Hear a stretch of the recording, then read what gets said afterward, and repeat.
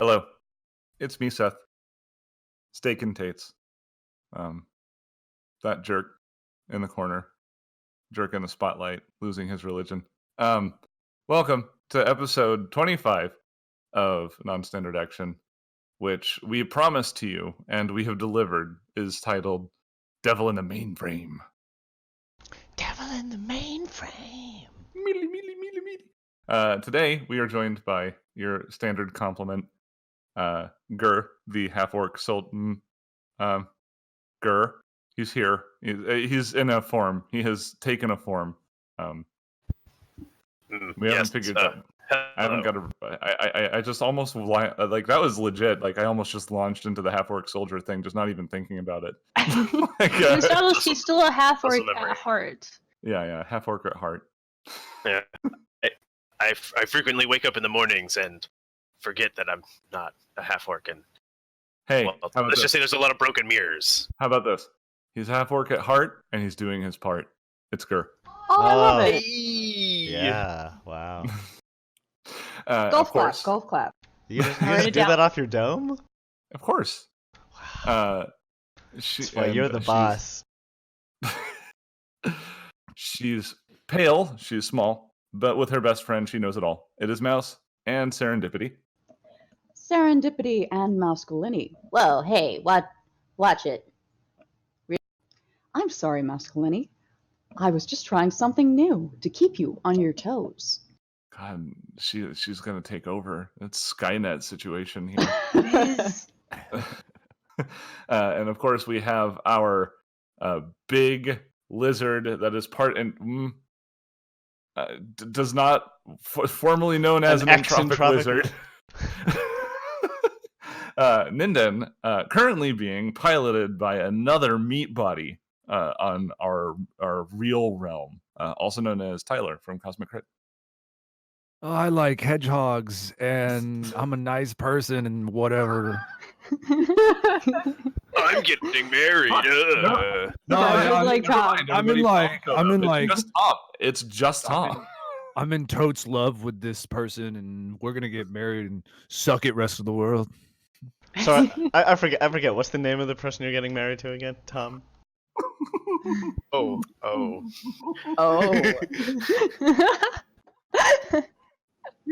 Because we're live on the stream, I want to protect her identity, so it's okay.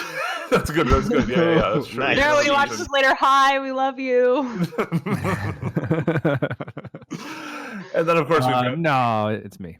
Yeah, it's Tyler. It's really me.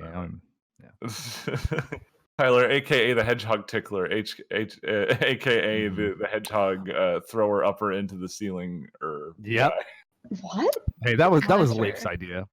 That's true. That was credit where credit is due. Yeah, please. I have been working though on my Ninden voice, which I'm pretty excited of.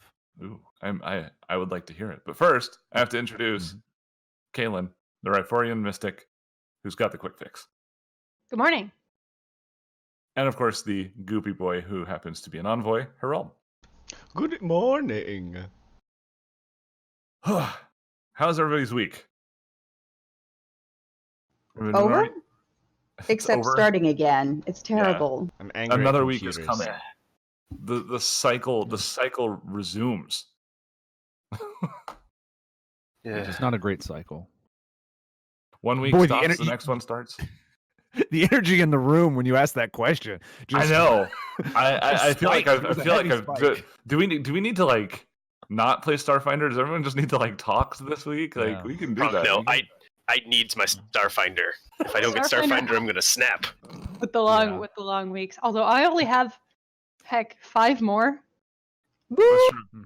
Five more weeks. Yeah, we have some interesting big planar shifts on the horizon. And of course we will try to affect the show as little as possible during this, but there's probably going to be some circumstances where we might have to either not play or have a player absent. We'll figure it out. We'll let you know, and when we have the advance notice, you'll know when we do.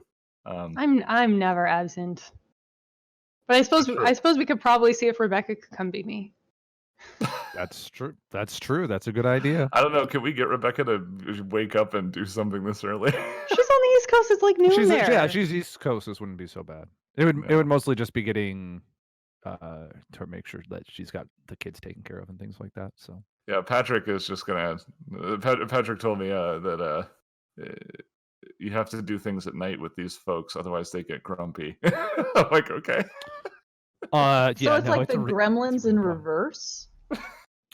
Yeah, I mean, it's just like we have players with kids, and so they like to play after they put the kids to bed because trying to play with their kids wandering around is not a problem easy for them, obviously. So, especially if you're doing a live show, and you can't just edit out the kid interruption. Yeah. No, but it's hilarious. Like everybody likes that. It's not a dislike. Yeah. It's not a very disliked thing. Sure, if their kids were ugly, no one would like it. But they've got cute kids, and so everyone would love it.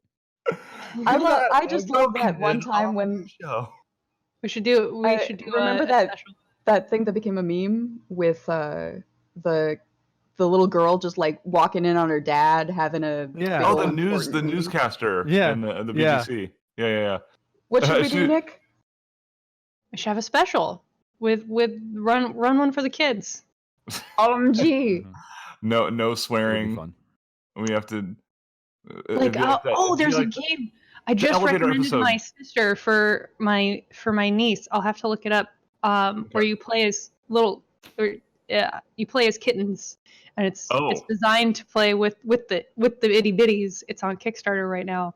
I was gonna say it could also be like the episode of Star Trek: The Next Generation where Picard has to deal with a bunch of little kids. Yeah. Why were you also thinking about that? Well, because it's the only thing that makes sense. Just have Herald have to like I'll GM a show that's just Herald and then all of Rebecca and Drew's kids and all the Cosmic Crit and NSA kids. I'll get my littlest niece who's only 6. Sure. She already knows she knows all about how to play already because her mom is a huge nerd. That would not be a disaster at all. Anyway, do you guys want to get around to some Starfinder? Yeah. Okay. I want to talk about people's kids. Let's keep talking about children. That's not creepy. Yeah. We're losing people, guys. Hold on, never mind. No, God. Don't talk about kids. No, wait, we're gaining kids? Oh no, it's the feds. Okay. They're on to us. We're gaining viewers. Bad news. They're not the viewers you want.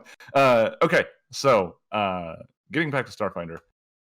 When we left off, the crew had just dispatched an Ifrit, who had taken over a data center on the alien city ship of Kalanal. This is part of the resistance effort, the fire resistance, as they're calling it. But the Anassanoi techs explained that there is a devil, a hacker devil, residing in the mainframe. So already gone ahead and played my hand with the name of the episode last week, technically. But yes, they know that there is a devil that they need to contend with in order to allow the techs to have free reign over this data center and provide assistance. So that is where we are, with Herald standing at the door. Okay. Shades requests that you pull Leroy Jenkins, Captain. Huh. Well, that's it's pretty tempting. Wait, wasn't I turning into someone? I forget what it was.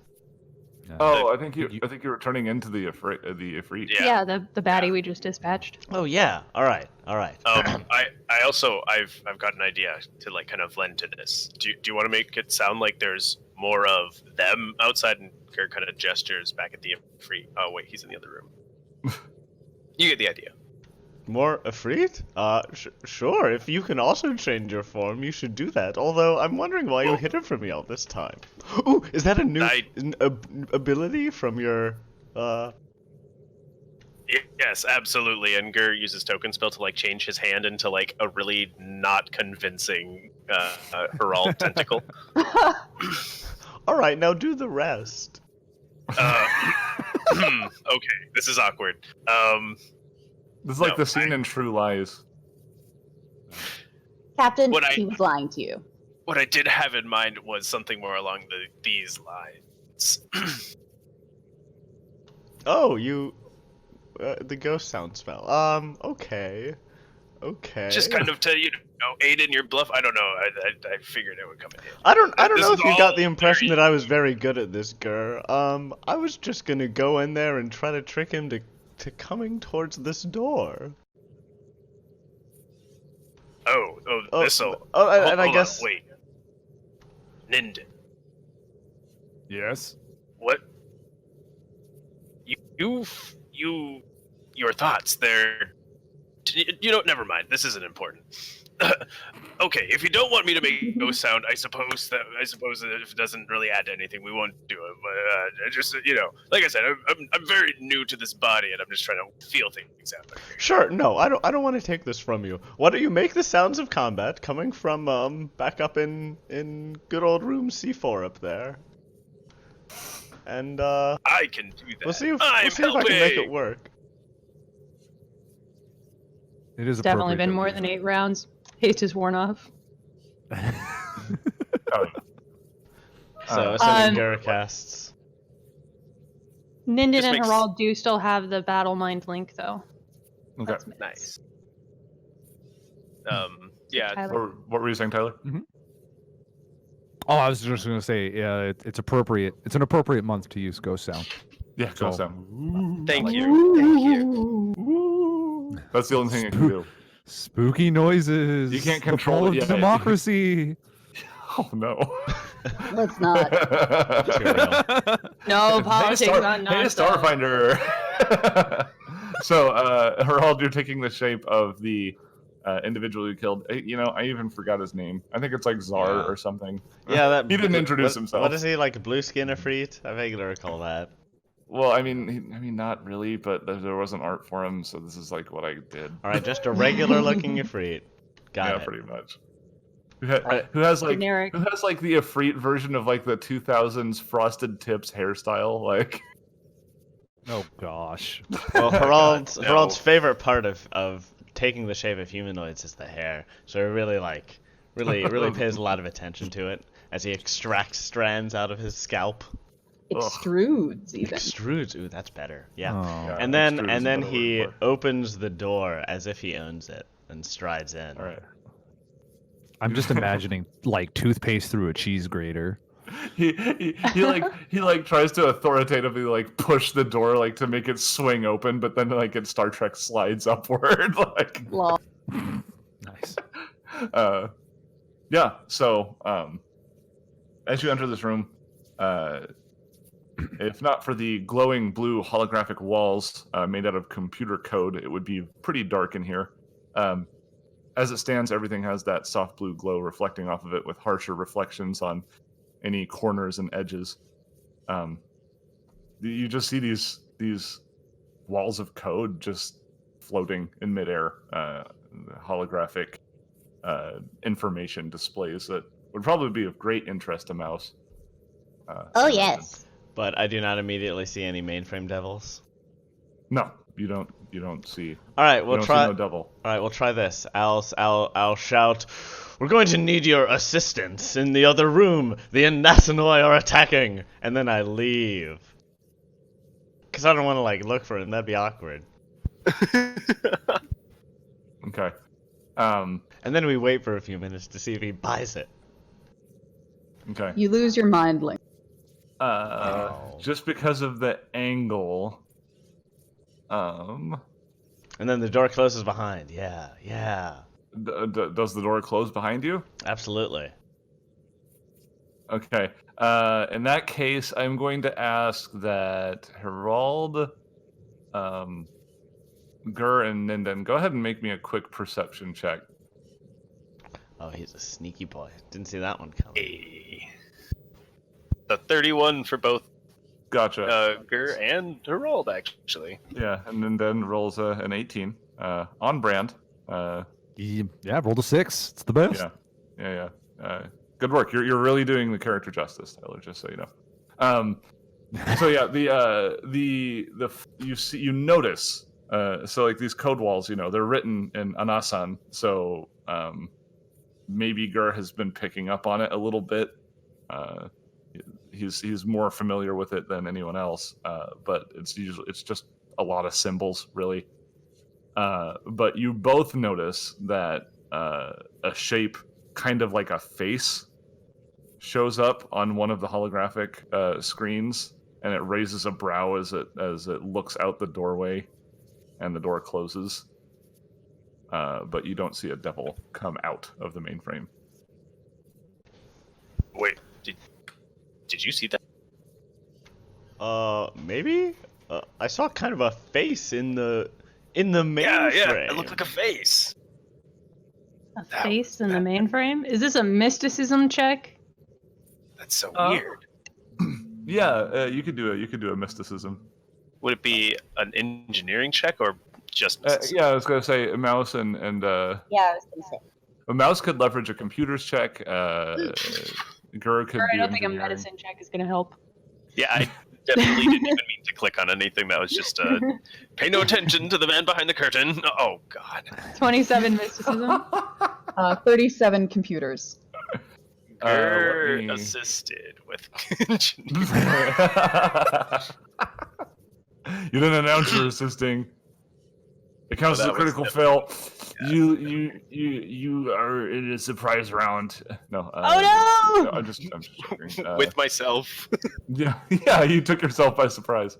Let me take a look. Stop hitting yourself. Stop hitting yourself. It's Stop like one hitting of those yourself. dogs that sneezes and wakes itself up from a nap or whatever.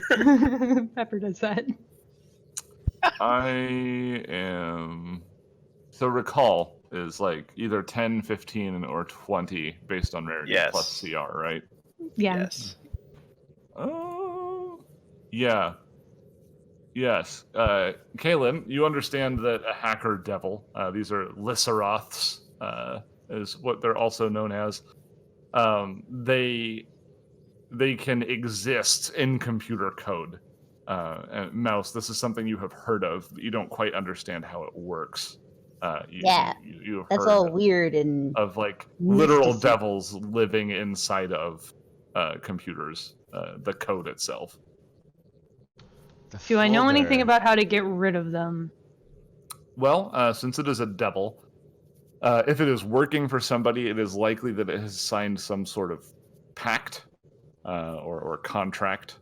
So you know that it is specifically helping out either an individual or a group of people.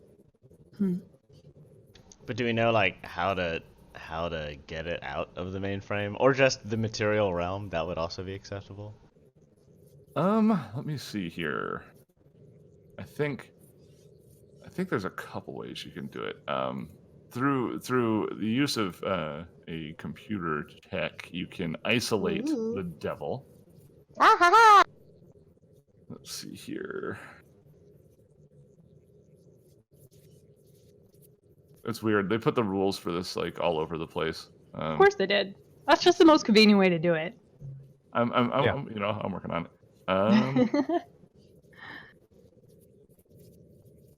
it. Yes, you know that it would require somebody with computer skill to remove them from the mainframe. Well, how convenient. Mouse cracks her knuckles. And her neck. Let's go. Oh, you can't do it from out here? There's computers here. Oh, well, I mean, I can actually probably do it remotely as well. You know, remote hack. One of my key abilities. Oh, just do it, yeah. Yeah! Alright. Yeah, go ahead and hit me with that computer's check. Serendipity spreads out to form, like, an array in front of Mouse's face. I just heard Gur call out the name of his hand cannon. What? Is this not something that requires line of sight? The door is open, remote hack. isn't it? No, it's closed. No, the door's closed. I don't think you need. Does not require line of sight. I don't think you need line of sight. I think you just need to be within. Because you see the 20 code. feet. Yeah, no, Yeah, I it don't sounded think you ridiculous as soon as it came out of my mouth. You're hacking something. You don't need to be looking directly at it as long as you know it's there. Woohoo! All right, I'm in. Maybe, but actually, I had to roll it. Ah, shoot, that's a 25. Okay. Yeah, so you're digging around in this alien network, and you can't really figure out what you're doing. You don't have your bearings quite right while you're digging around these file structures. You do notice there's something weird. It's like a line of code that's evading you. Like you see, it's moving from place to place. Who keeps editing? Somebody needs to make this read only. It's a devil. Yeah, So, yeah. I know. If you want to give it another shot. You bet. She grits her teeth, chugs a soda or something. Harder. She does the gamer lean. Yeah. 31. All right, that's gonna be just enough. Yeah! So yeah, you as you're trying to chase down this code, you can find it. You manage to put all these. You put firewalls around it, and you isolate it in a specified spot on the network, giving it nowhere to go. And then through the door, you can hear a frustrated. It sounds like somebody just like literally got kicked out onto the floor, as far as you can tell. Yeah. All right, go, go, go! Yeah. When Ninden hears that, he's gonna open the door and rush in. Okay. Let's see here. On brand. No, I think Gur would instinctively just yell, "Captain, wait, no! Oh, wait, hold on," and follow him in. It wasn't her all this time. Yeah. Anybody who enters the room, yeah, you see a devil. There is indeed a gentleman with red skin and cybernetic enhancements, or possibly they were birthed with this. I will go ahead and put up art so that Cool. Certain people will thirst after it because, dear Lord, somebody was feeling stuff when they drew this. Wow. That is a handsome hacker devil. Yeah, it is. Gonna step How away does for a he second. type with those gauntlets and long nails? He doesn't You're need also to typing you're a hacker devil. Yeah, I mean, when you're literally part of the code, He's I don't think inside the typing is your... Yeah, he just puts his face in the keyboard. Leaf, don't say he's inside the machine like that. Alright, somebody stop me then, because Simon definitely put images in my mind. So what you're saying, though, is he motorboats the keyboard? Is that what I'm hearing? Anyway. All right, let's kill this guy, guys. Yeah, he stands up and you see him brushing himself off, and he just kind of looks at the Vesk and the Anassanoi. He's just like, oh, okay, well, you found me. Yeah, we do that. Do you surrender? He lifts a brow. Do you understand how devils work? Do you understand how it's... Who did you make a pact with? There you go. He just is stuffing Ninden's comeback. Oh, I'm sorry. I didn't... We just I'm just used to like talking. a tentacle over Ninden's snout. I want to know what was Ninden going to say, though. I'm curious.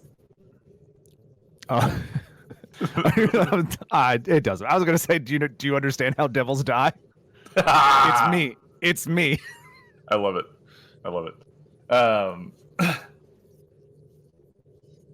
He thinks about whether he has to reveal this or not. It's like, I was contracted to work for the Ifrit and help them capture this city. So, all of them? So there's not like one particular Ifrit we can deal with and then make you not have to fight us? They told me to follow Czar's orders above all others, but... How? Alright, I turn... Is Harald still looking like Czar Yeah, currently? yeah, but obviously he's not pretending very hard. In Czar's voice, he'll say, I command you to stand down as Czar, the real Czar. He lifts a brow and... Did that work? Are you God now? He lifts a brow and he just kind of picks at his nails and goes, "Don't even try it. Your blood is not exactly the same." I think we know how to deal with this, and Gur kind of activates his hammer. Okay, we're just going right into combat. No, we talked first. I mean, yeah, the talking did happen. But I mean, like, are we going into combat now? Yeah, I think so. Permission to go into combat, Captain. Permission to roll initiative. Permissionative, Captain. Ooh.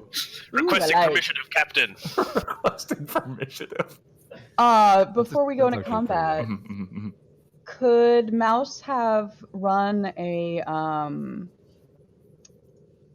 some sort of like engineering or computers check to see if this devil has the technology subtype?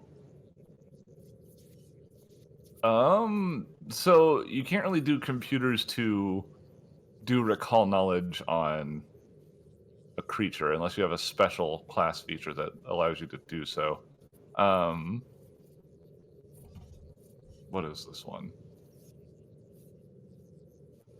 Because I mean, he's got all sorts of like augmentations and stuff. They don't have that type. No. Okay. All right. Never mind. There we go. Yeah, they do not have that type. Kaylin, as you were recalling information about the creature, you met the DC, so I could give you one piece of information about it. You know that it is a evil devil. It's extraplanar and lawful because devil, not demon. Mm-hmm. Yep. It's evil extraplanar, you say? Oh no. So. Yeah, what piece of information would you like to know about it? Before we get the festivities started. Give me those resistances. That's a good one. That's a good one to know. I'll tell you why.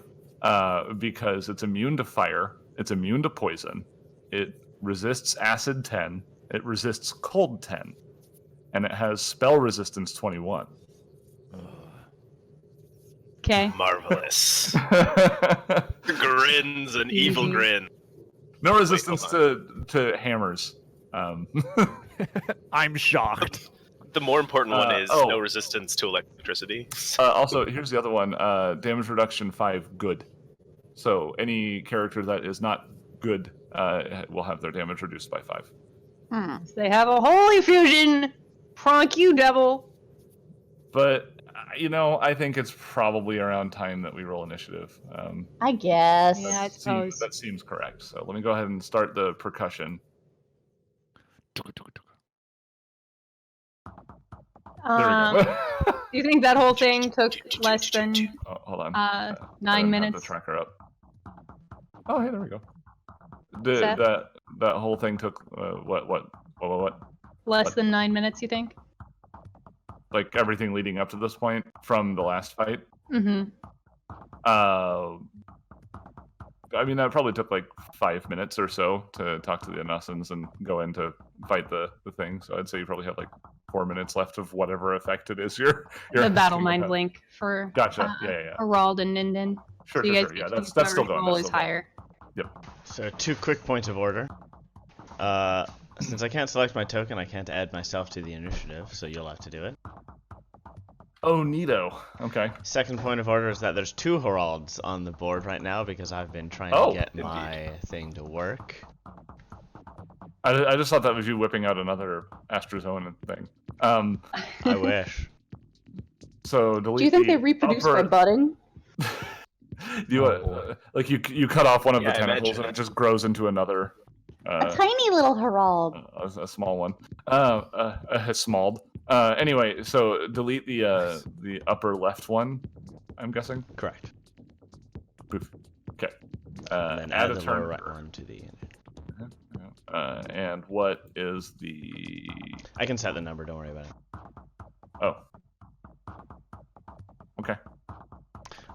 Tyler, you and I both have 25. Woof. Okay. Okay. You guys have all the same bonuses? So does Herald go first, or? Because you still add your own bonuses. Right. And then you each get a +2. Right. So I added a 2, which gave me a 25, and then we take the higher of the 2, which was mine. Yep. No, you take the higher roll. Oh. Got it. Interesting. You use your own bonuses. So you each get a 13 plus your normal modifier +2. Yep. Okay. So that's just so they both give so they both have a +10 to their initiative. Ninja's got +10. Okay. Yes. So we are the same. +2. All right. So we can just decide who goes first between the two of them. Generally, Herald likes to go first. I know that much. Well, and I was gonna say, I'd imagine you let the person who rolled the higher roll go first. Yeah. Either way. We're spending a lot of time on initiative, you guys. Yeah, sorry. I shoot him. I shoot him. I taunt him and shoot him. And get him at him. I taunt. I shoot. I get. I. Yeah. Where's that? Where's that so faint much. button? Where's the faint button? So that succeeds, assuming his CR is 18 or less, and then I shoot him with a gun. Fails. No, it doesn't. Oh my god! Critical. Oh, nice! Okay. Oh. So okay. First off, he's flat-footed to everybody, right? Yes. Okay. So we'll get that out of the way, and he's also getamized. If I've got that right. Yes, and get him as a +2. Yeah. So let's do that. Lordy. So essentially, everyone's getting like a +4 to hit this. Essentially. Envoys! Envoys are the greatest, man. Let's see. And what is the manner of weapon that he's firing? It's a semi-automatic pistol, right? Piercing. So it sounds something like this. As Herald lets off a shot and just catches the devil right in the face with it. You watch as his head just snaps back, and then it just slowly lowers back down, and you see a little bit of tooth as he snarls, which will bring us to Ninden. Simon, if you could not shoot the handsome man in the face, I'm sorry. Yeah, I don't keep the money choose maker where I intact, man. shoot. Yeah. I think Ninden wants to rush down this aisle. I mean, I don't know. In power armor, is there rushing or is there just clanking at a decent clip? Not sure. The technical term is clomp. Okay. I'm clomping down this lane, and then I'm going to try and get in behind this hacker devil. Well, you find not that it's going to change your actions all that much. You find that you can actually just walk through these walls of code. Oh, yeah, they're holographs. Cool. Well, hold on. Okay, yeah, no, he's not. Yeah, okay. Yeah, I'll still do. I still have to take a move action, so that's fine. There's going to be an opportunity involved, I believe. Yes, there will be. Here comes the claws. You mess with the devil, you get the claws. Oh, maybe you don't get the claws. Is 25 enough to hit your KAC? My KAC, I don't think so. I don't believe it is. Probably. So, No. never mind. KAC is 27 right now, so no. Whoop! Yeah, he misses. And then let's just I can stab with a star knife at point blank range, so. Oh, yeah. Absolutely. It's a knife. Yeah, You can't it's a knife. not. So I'm gonna star knife you, but not in the face because I know it's the moneymaker. But also not the butt. That's also the moneymaker. Oh boy. That's a 30? Yeah. Let me see here. Yeah, that's gonna hit. Jeez, Taking into account the good reduction, that would be 19 total points of damage. Oh. Did we just learn something? Din's neutral. Neutral Velhite, I see. Okay. Yep. That'll bring us to Gur. Awesome. All right. Well, Gur is going to just move right on up here and take a swing with the flanking and the bonuses. Oh, he needed them because he rolled a 7, totaling 17, 18, 19, 20, 21. It's a +2 from flanking, right?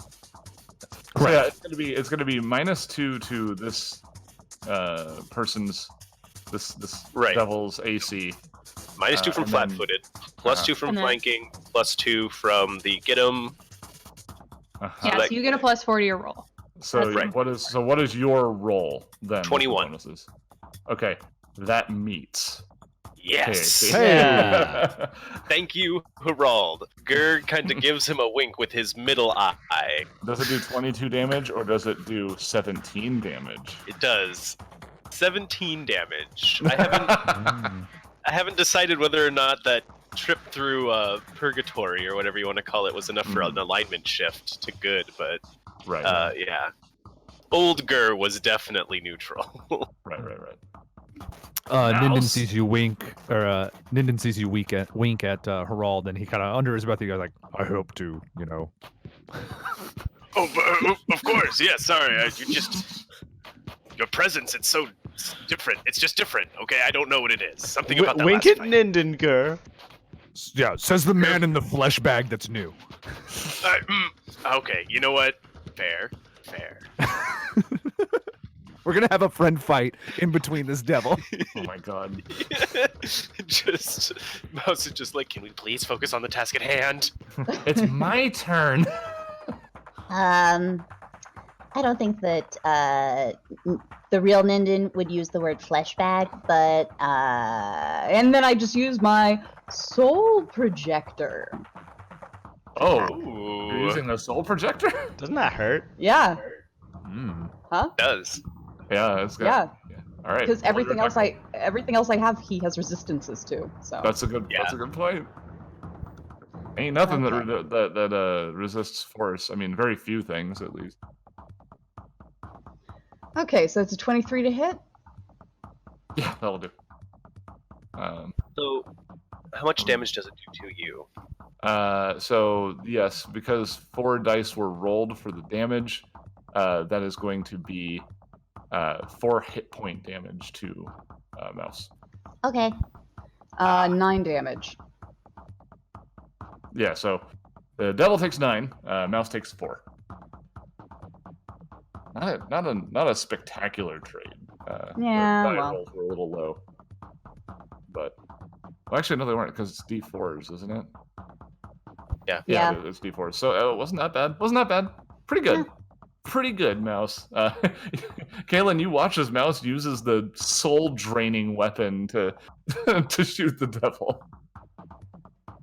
Yeah, not so sure about that soul draining weapon she's got there. You should probably cut that out. It's bad, like smoking. Don't do it. Yeah. I'm a big girl and I can make my own adult decisions. Yep, you can. She has plenty of soul to give. So Kaylin's gonna move around. Because it makes me look cool. So she has line of sight. Okay. We're gonna try one of these. We're gonna try and make him even easier to hit. With ally? Well, I could do a wisp ally. That doesn't have any spell resistance. It's not a bad idea. Yeah, let's throw out a wisp ally. Good up. So that'll give we'll do parrying fire. Give a +2 to the next attack against it.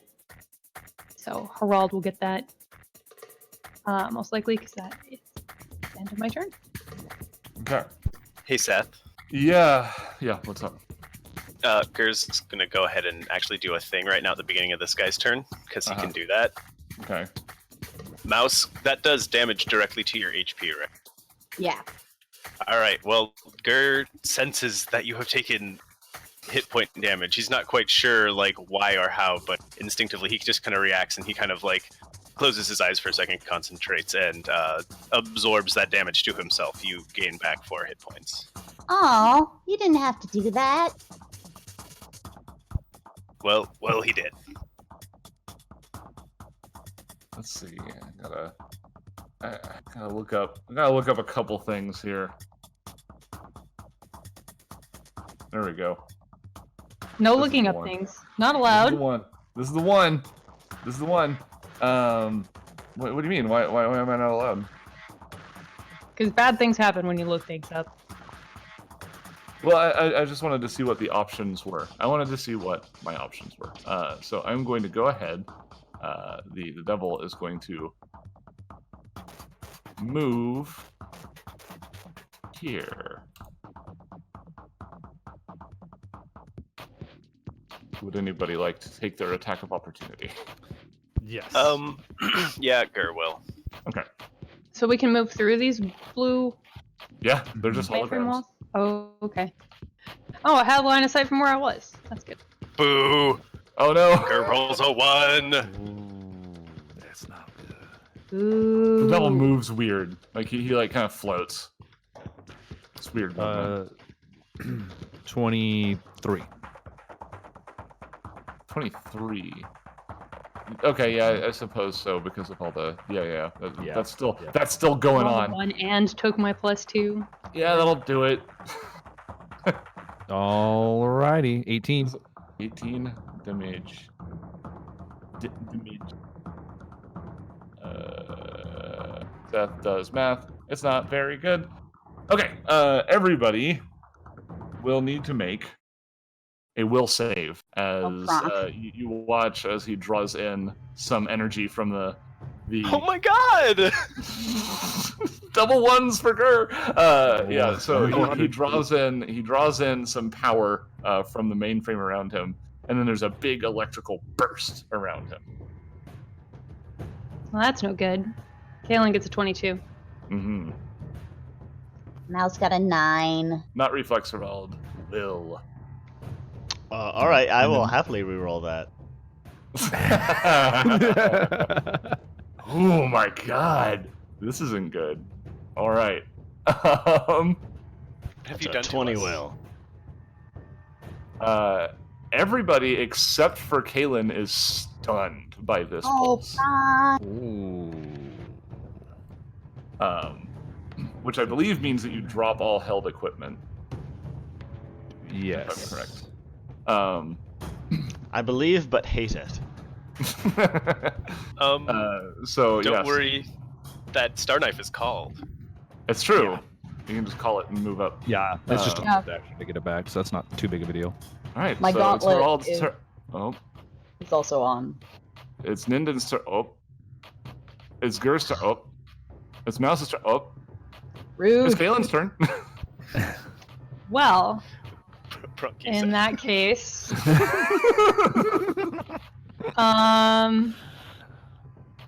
let's give everybody haste so they can move and full attack.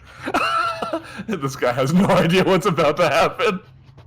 Since Kaylin just looks at the they all camera and lost. she's like, I'm about to end this devil's whole career.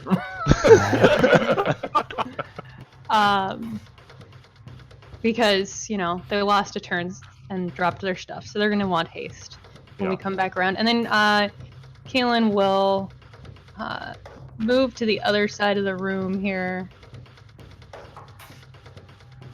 sort of get out of its immediate vicinity. Mhm. And that's it. All right. So let's see. So technically, y'all are still stunned, which, when you're stunned, or does the stun wear off after your next turn happens? Or what I happens? assume it's 1 round if it says 1 round. Yeah. Okay. So never mind. I don't think anybody's like helpless or anything, which is a lot less fun for me. But that's okay. Oh, we might be helpless during that round. I mean, let's check. I don't know if you. I think it makes more sense that he would be able to give somebody else the helpless condition, but maybe not. But whatever. Anyway, we're gonna go ahead and do. You're flat-footed, but not helpless. Got it. Well, that's good. All right, he cool. will move in on Herald, and. Oh no, our squishy boy. Okay. He's going to go ahead and cast a spell on Herald. I would like you to roll a will save again, Herald. I put a spell on you. More like a won't save. Probably. Yeah. That's a no. It was. Okay. It was a won't save. Jeez. So he actually reaches out and touches Herald, and Mouse, you can see this, maybe watching in horror, as you see a bunch of cables and wires start to weave themselves into Herald's flesh. Ooh. So what is going to happen is you are going to take some damage here, Herald. Rewire flesh is a horrifying spell. Yeah, Yeah, it really is. And Herald is all flesh. All he Yeah, is. true. That's all he's got. So that's going to be 13 slashing damage, Herald. No bone, no connective tissue. Oh, slashing. So DR applies. Mhm. I think DR, like your DR would apply. It seems really weird that it would, but yeah. Look at the spell. Some of them specify DR doesn't apply.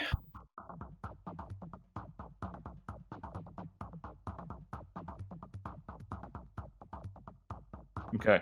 So for the duration of this spell, you are going to have the flat-footed condition, and you're going to take a -2 penalty to all sense motive checks, as well as charisma-based and dexterity-based skill and ability checks. Oh no. Oh no. I know, such a huge negative for you. It is for me. That's what he does. All right, that is going to be it for the devil. Herald, you get to act now. Okay. You have wires and stuff crawling around inside of your skin. Hey, but guess what? The spell says you get to make a fortitude save to have the damage each round. Yes, that's true.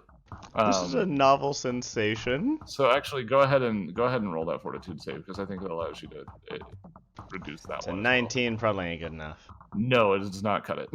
So. Okay, I'm hasted. I don't think that helps me do what I want to do. I will move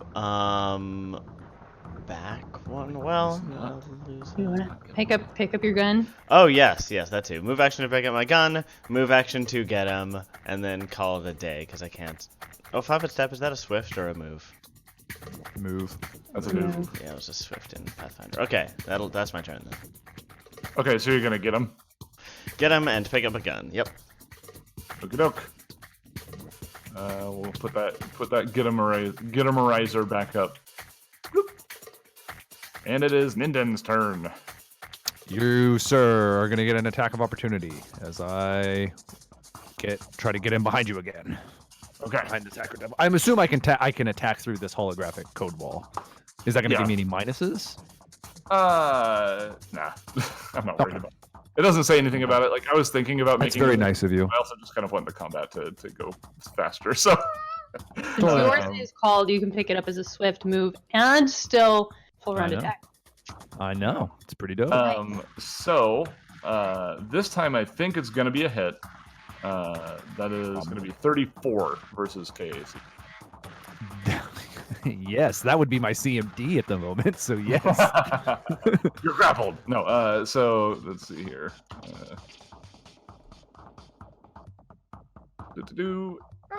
It's not that bad. It's going to be 19 slashing damage as he claws at you with little devil claws.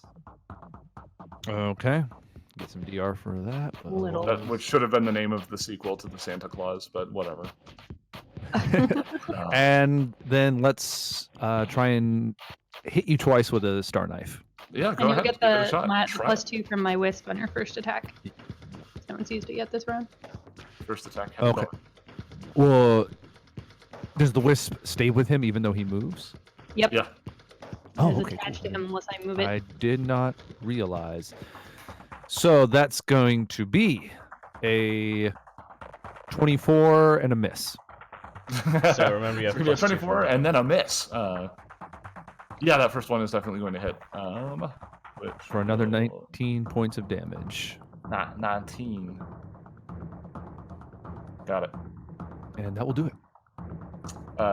He has been bloodied since the first turn, by the way, so. Nice. This team's just really good at killing things. Y'all should probably see a therapist. Gur. Yeah. So, can I pick something up, move, and hit him with haste, or no? No, because I think haste only allows you to move and do a full attack. Like, Yeah, so if he was extra move adjacent to you, move. you could pick Okay. up your weapon and full round attack. But We're not even going to pick up the weapon. He's just going to go ahead and draw his cannon and shoot him with the cannon instead. That works. Is that what you want me to do? Is that what you want me to do, Universe? All right, that's a 22 to hit E8. 24 to hit E8. I'm very surprised that he doesn't have electricity resistance. As a Yeah, hunter. well, Like it seems like he should, but he doesn't. Right. Let's see here. That makes more sense yes, than acid to me. that is a hit, barely, but it is a hit. for 25. What do we got for our? This is kind of like we established. This is kind of like a railgun sort of situation. I think the plasma gun from plasma cannon rather from Cowboy Bebop. There we go. That's fine. I just use a plasma gun. It seems right. This is going to be 20 damage because somehow the fact that Gur is not good is conveyed in the way he shoots his gun. So yeah, it's not looking great. Looks like maybe somebody could finish him off on their very next turn. Maybe if they're using a gauntlet? Perhaps. You'll have to pick that thing back up before you use it, though. What? No. The gauntlet was on. I'm joking. Rude. Okay. So you could move if you want. I mean, you just have a move action that you could use. Oh, I suppose you could use that to target. Use your targeting computer. Ah, Right. cool. Yeah, sure. All right, Serendipity. He's right there, Mouscolini. Yeah, well, I still want the help. Still want the bonus, and I don't want your sass. Just turn All on right, the auto Mouscolini. aim. All right, Soul Projector. Do it. Oh, Hang on. 18? Wait, hold on. Plus Please 2 get for him. venom. Oh, cool. Rolled a 3. Was that a 3? Holy cow. Yeah, she rolled a 3. That's a really good attack roll for a 3. Yeah. Oh, but the bonus from the lock on is already put in here, right? Hmm? Yeah. Yeah, that's not going to do it, unfortunately. 20 won't hit. No. That's 21. Honk! Yeah. What good are you? That was a great damage roll, too. It was. Mouse spends some of her soul. Another 4 hit points. And it goes Absorbs to... those 4 hit points as well. So Mouse takes no damage. You're draining Gur's soul, Mouse. Oh no, I'm becoming Ninden. Wow. Oh, wow. All Ouch. right, I said that thought in my voice, not in hers. Caleb. I think he has enough debuffs. I'll pull my gun and take a couple shots here. All right. I'll get my +2 on the first one. And this is holy. Oh. Oh, no. Boy. But that is only a 17 even with the get him. Rat. Wow. Oof. Yeah, 17 and a 12. Couple sonic shots go whizzing right on by. Rude. The walls get a nice little dusting though, as they get impacted by sonic energy. We'll bring us back to our hacker devil friend. He gets another turn somehow. Dang it. Let's see. What does he want to use? What does he want to use? I don't know. I'm thinking. God, what?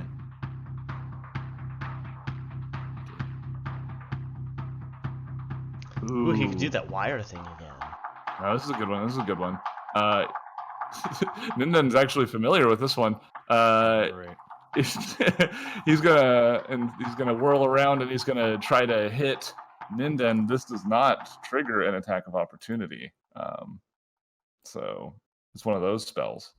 Let's see. I'm really glad those spells exist. They're great. Yeah, it's pretty great, right? Pretty awesome. Yeah. Okay. I'm going to need Ninden to make a fortitude save, which is cool. That usually terrifies me a little bit. Well, okay, Ninden's got great fortitude saves. Oh no! But Tyler has terrible rolls, so they cancel each other out. That's a all right. That's a fort. That was a 17.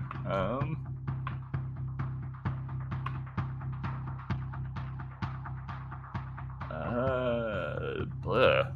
Crappy damage. So that is going to be 12 damage as he injects nanobots into Ninden's system.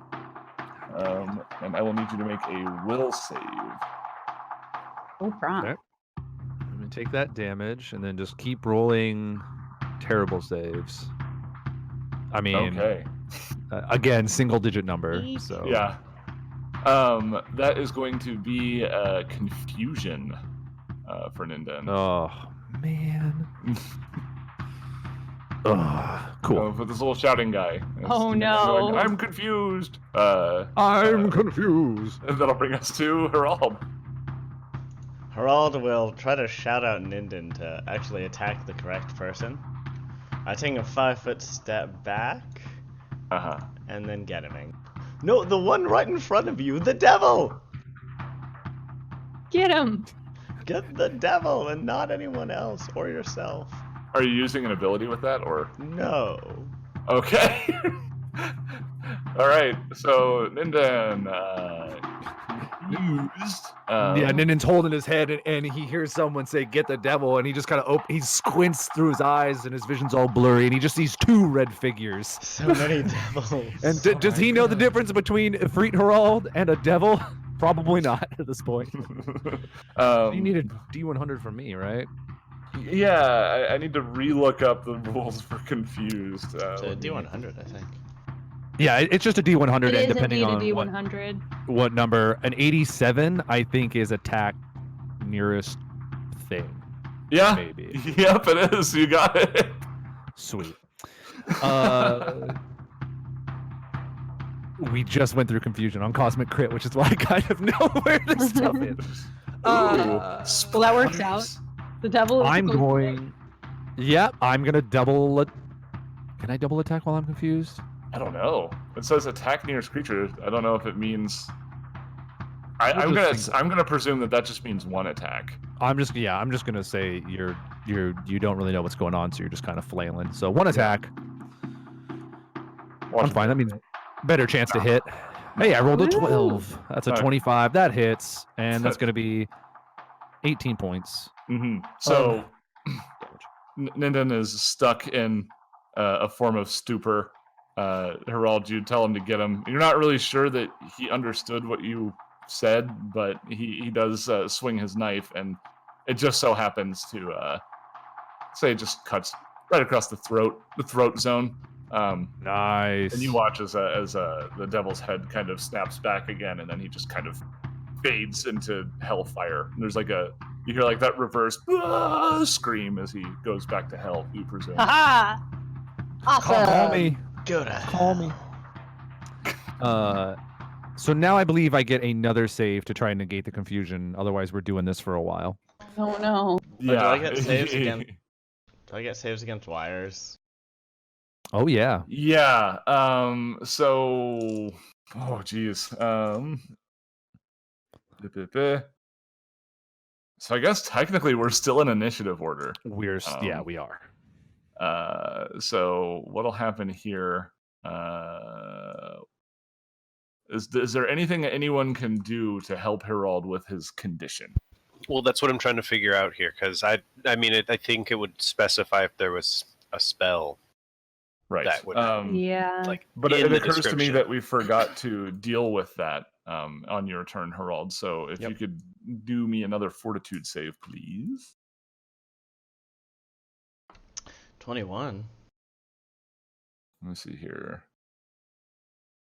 That's me rolling an 18, so if that isn't good enough, well, I'll just die. That'll be the end. I'll just curl down and die somewhere.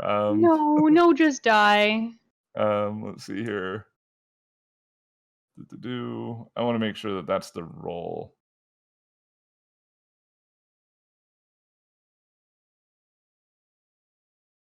Yeah, it doesn't say anything about about stopping the spell from happening. Actually, it just kind of goes.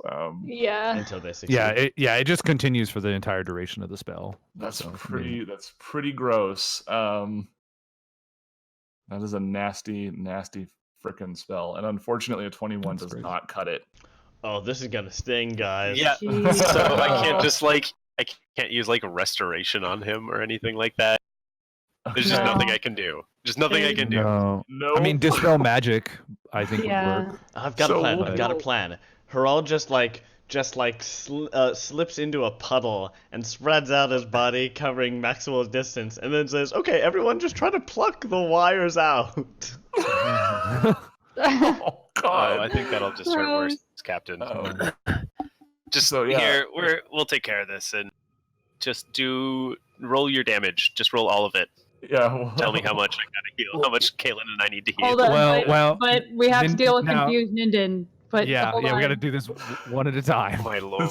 Okay. This is bad. Okay. So Let me see if I have something to remove from something that'll remove confusion, because I have both remove condition lesser and regular old remove condition. Okay. Those in the meantime, because confusion is, I don't think those apply to confusion, but you should look it up. Yeah, look it up. I'm looking in the through meantime, right now. Harold, go ahead and take 11 slashing damage before reduction as the wires continue to wreak havoc through your system. Done. What, you want me to make some more remove fort saves? condition does not. We'll wait because it's Gur's turn technically, so we want to see if he has some sort of solution for. Nope, I got nothing. I got nothing. Okay. Yeah. Just wait it out. I can just mitigate actual damage. So just let me know when you start taking hit point damage there, Harold. You could tackle Gur and hold him down. That counts as an attack. If he does that, that means I attack him automatically. Yeah, not worth. Harold is going to be 5 more damage before damage reduction on your next turn. Whoa, do I get to make more fort saves? Maybe I'll. Yeah, you can always make your fortitude save. If you roll a 19 or a 20, no, not. Oh, no. You take double damage. Crit fail. Critical fail on the save there. Ninden. All right, so I have to roll another will save, I believe, to try and get out of this. So I mean, single digit number. So we're rolling a 100. Oh no. We're doing this for 28. I think is attack nearest. Do nothing but babble incoherently. Oh, yeah. Nice. Perfect. Yeah. Perfect. Moving right along. Yeah. Has anybody taken health damage yet? No. Okay. I like how outside the room the Anassanoi are just like, yeah, you killed the devil, but then like there's still like an air of like, oh god, like going on, and they're like, what's wrong? And Mouse is just kind of like sticking her head in every now and then to like check and be like, they're not ready yet. Just a little longer. You know what? I got an idea. Hold on. Yeah. How about Harold? Leave the room. Everybody get out. Yeah, why don't? Yeah. Until he's better. Yeah, and that way, because he might hurt himself a little bit, but Yeah, Nindin would feel bad if he hurt us. So that's true. See what? instead of being skipped, can I move out of the room? Yeah. And close the door. Let us know when you're feeling more sane. Okay. Ow. Ow. So let's Ow. just get Herald's stuff out of the way, just so we can kind of do this order of operations real quick. Because this is gonna happen regardless. So go ahead and make me 7 more fortitude saves, Herald. All right, I got you. Nice. Oh, I got a 20 on the first one. Does it remove it, or does it just suppress damage for that round? It just suppresses the damage. Good. Yeah. That's 2. God, Rebar Flesh that's bad news, man. And no other successes. Okay. So this first damage roll would be 8, but that's 4 before damage reduction. Okay, so that's no damage. We have 7 before damage reduction. 8 before damage reduction. 10 before damage reduction. 8 before damage reduction. 10 before damage reduction. And then finally a nice spicy 11 before damage reduction. As these wires, like, helplessly everyone watches as like this evil curse that this devil put on Herald is like trying to turn him into a robot. Like it's probably horrifying, honestly, to watch as this happens. It's horrifying there, Captain. It's horrifying to watch, but Herald's probably actually like kind of vaguely into it because he's really into body experimentation. Oh God.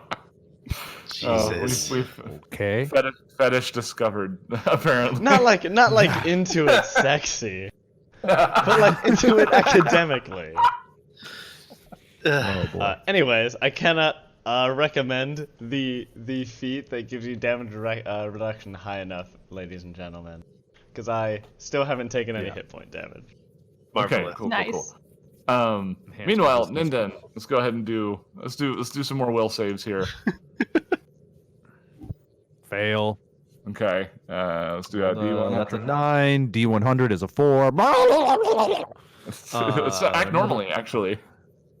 Oh, is that one? Yeah, I thought normally. we were still babbling. Act No, no. normally. Nindin looks around. Guys, where? What? Where? Oh no! Yeah, he actually walks over to this door, opens it, and he's like, "Where'd you guys all go?" And then you feel another, like, he feels like another pulse of pain just kind of wave through his temples. Go ahead and We make wave another and close the door will again. save. 13 is gonna fail. D100 is gonna be a 79. Okay, Oh, that's no. attack nearest creature. So you attack Mal. No, the door is I- closed. I mean, he door. opens the door. And we I know, closed. like, Oh. Well, he opened But- the door last but then- turn. I but then imagine her Mouse and promptly Mouse- closed it again. Yeah. Wait, So- hold on. Yeah. But he was acting normally. We would have thought that he was fine. Oh, that's a No, good... no. You Galen can tells tell. you How he did you can tell tell? under the effects of this. Yeah, Because it's either way, like- confusion. Yeah, it's confusion. Either way, he knows there's someone on the other side of the door. So if it's attack nearest, I mean, he's not stupid. He's just confused. So it's going to be open the door and attack whatever on the other side of the door. Oh That's my how I would God. interpret it. But this is Yeah. this is a GM decision. No, that sounds good. Okay. Good question mark. After this, Kaylin counsels Mouse to lock that door. You know what? Oh, should we have? I really hate making character decisions when I'm because it's not Tom. But do you think he would use Entropic Strike in his confusion? Oh, probably.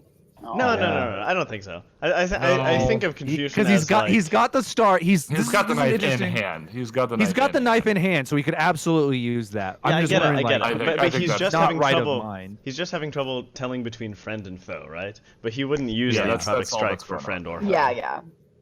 Okay, I think that's a good explanation. Yeah, so yeah, we'll yeah. still Use we'll the knife. still use the star knife. I think it is justified. Okay. Does a 29 hit you, Liz? Oh no! Casey? Yes. I'm pretty sure that. Man, it meets. I'm so bitter right now. Whoa, Mouse has really good armor all of a sudden. She has super high. Finally. Oh, Yeah, that's right. That's 23 points of Piercing piercing damage. Yeah. Okay, it's all right. I didn't really take any damage in that last fight, if you recall, because I'm sorry. you know. Liz, I'll buy you all the bestest of things next time I see you in real life. You'll buy me a drink. Yeah. So how much sorry again? 23 points of piercing. How much sorry?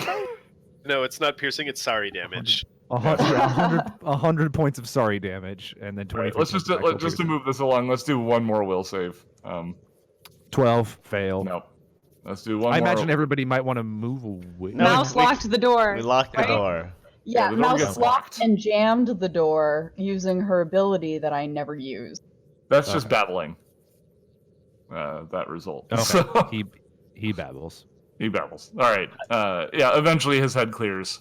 And the Anassans in the south side of the room are just watching this whole spectacle unravel around the doorway to the north. There's like, you can tell they are very confused. Of course, you can sense that they're confused because that's how their brains work. But does that mean that there's a 25% chance they'll attack Herald? No. Oh, yeah. They don't have the condition confused. They are simply feeling confused. I got it. Dindin snaps out of it, and he's like, "What? Oh no!" And he kind of immediately has he feels terrible because he hurt Mouse. I'm okay. Just can't stop hurting his teammates. Yeah, you definitely see him looking really down on himself, just kind of. Oh, he also has to go back and pick up his shield because he never got that again. But then he sees Herald just like slowly plucking wires out of his flesh. Oh. Man. Ger's just So, nope. I told you not to pick at it, Captain. I'm gonna take a quick breather. I could use one too. Yeah, I need to go think about some things. And while the team is recovering, the techs will go ahead and inform Herald that they're going to establish a connection with the resistance. They're going to backtrace all the source of the hacks that they've been countering, and establish connection with Z4. And they're going to start. That's good. Thanks. They're going to start working on fighting against the Ifrit in a cybernetic way through the cyberspace. Ooh. So techie. Mm-hmm. Yeah. Ooh, Gur uses healing channel. Yeah, on himself. Before he takes his 10-minute rest, he's just going to get back that HP that he absorbed from Mouse, just because he can. He's got a surplus of resolve points. So That macro's naked. There's no border around it. That's weird. I don't know what's going on there. I think it's probably because of the move standard full not having spaces in it. Yeah, so and it just pushing moves it to the brackets line. outside of the frame. Yeah. Borders cannot contain me. You might want to put spaces in there so it doesn't do that. All right. I can do that. Here, let me get this gauche turn order out of the way.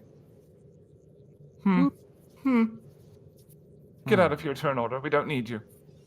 All right, so everyone's just resting. Some people are spending RP to get stamina back. Mm-hmm. Yes. Okay. Yeah. Kaylin after- hangs out, twiddles her thumbs as usual. Because somebody hit me. Jeez. I'm gonna break this video apart if I'm not careful. Yeah. You see Nindin's like tail curl up in a sad way. Oh. In the most restful Alright, way Nindin. possible, Ger's going to go ahead and try and counsel Nindin. It comes a little bit easier to you than it has been in the past because of your new empathic sense. Yes. Yeah. The telepathy and everything. Mm-hmm. Yeah, I think you just feel like he's kind of trapped in this role where he's just as much of his powers are just as much of a danger to his friends as his enemies, and he keeps losing control of himself, and because he essentially doesn't have the willpower to combat these effects, these magical effects, and he just feels like a failure. Oh. Yeah, Yes, and well, Gerb might have just been like, it's okay, it's not your fault in the past. He actually kind of thinks of positive ways to help with this and offers to help with mental exercises, strengthen his will if that's what he is concerned about. Mm-hmm. Yeah, and I think you see him perk up a little bit, especially, I'm sure he will eventually, after, while we're taking our 10-minute break, he realizes that, this one wasn't his choice, at least. He just kind of failed to resist an effect, and, he kind of perks up a little bit. Thank you, Gar. We've all failed will saves. All the time. Harold slowly pulls another piece of technology outside of his skin. No, that was a fort save. Harald will try to turn into a robot to see whether he can pull it off. He's tried in the past, but it has always looked a little bit too goopy. Yeah. He turns into a soft-looking robot. Yeah. It's a robot that's soft to touch. With wires sticking out of it, which I guess means, it's a broken robot. Nice. Yeah, it's still a work in progress. So, what do we need to do next? As the technicians inform you that they've been able to establish contact with the resistance base, and Z4 is actually able to open communications with you. All right, open them up. Oh, Herald, it's good to be able to actually use this comm system again. How did it go? It went all right. Pretty deadly, but nothing we're not used to. Good. I'm glad that you made it. How did your team go? Well, my second strike team was able to recover the artifacts. That's been taken care of. The other team my team has set off a bomb at the train station. Currently, the trams are disabled, and we've routed their operations there for now. Surely, with you cutting off their communications and being able to use counter intelligence against them will definitely help us beat them in terms of guerrilla warfare. So it's looking up. Thank you. No, thank you. We're all in this together, trying to defeat the same faction. All right. I believe that one of the other missions that you proposed that we take on was a rescue mission, and I think we're generally rather fond of those. Yes, if you can save Protector Marin, and if it's at all possible, some of our people, I would greatly appreciate it. All right. Just give us the coordinates. It definitely fits our idiom. You recall that you have the map and all of that in a comm unit that will give you the stealthiest approach. A data pad even. Mm-hmm. The technicians can remain in touch. They're going to stay here at the tech center, and they're going to fortify it just in case other Afridi patrols come by to check up and see what's going on here. But they're more excited to help the resistance than they are afraid to get taken out by the Afrid. So they will keep an eye on the patrols and let you know what routes to avoid, which will enable you to stealthily move throughout the city. Nice. Get there even faster. Mm-hmm. And around the timing where you will get to the detention center, they will generate a false report that will hopefully draw some of the extra patrols away from that area. Good. So, would you like to proceed to the detention center? Yes. Okay. Bring us to the secret side door. I'm gonna arrange everybody here. I'm gonna do a little arranging, do a little feng shui. Let's see. It's the technical word for it. Is it? Sure. Actually, it's feng shui. It's feng shui. That's right. My bad. Feng shui. Oh god, this just reminded me of God, like those really old cartoons that used to be on like Cartoon Network. There was like Hong Kong Phooey. You guys watch that? I remember that. Hong Kong Phooey, number one super guy. Super guy. That's right. That's all it was. Phooey, quicker than the human eye. All right. All right. So, let's bring you over to this map.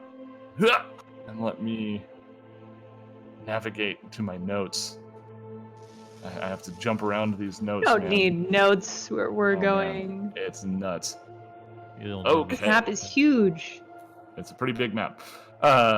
Approaching this structure that is very clearly alien to the architecture you've come to expect from Colonel, you recall Z4 explaining that it was most likely a detention center, since they lack anything resembling a jail at Colonel. They don't have a detention center in this city.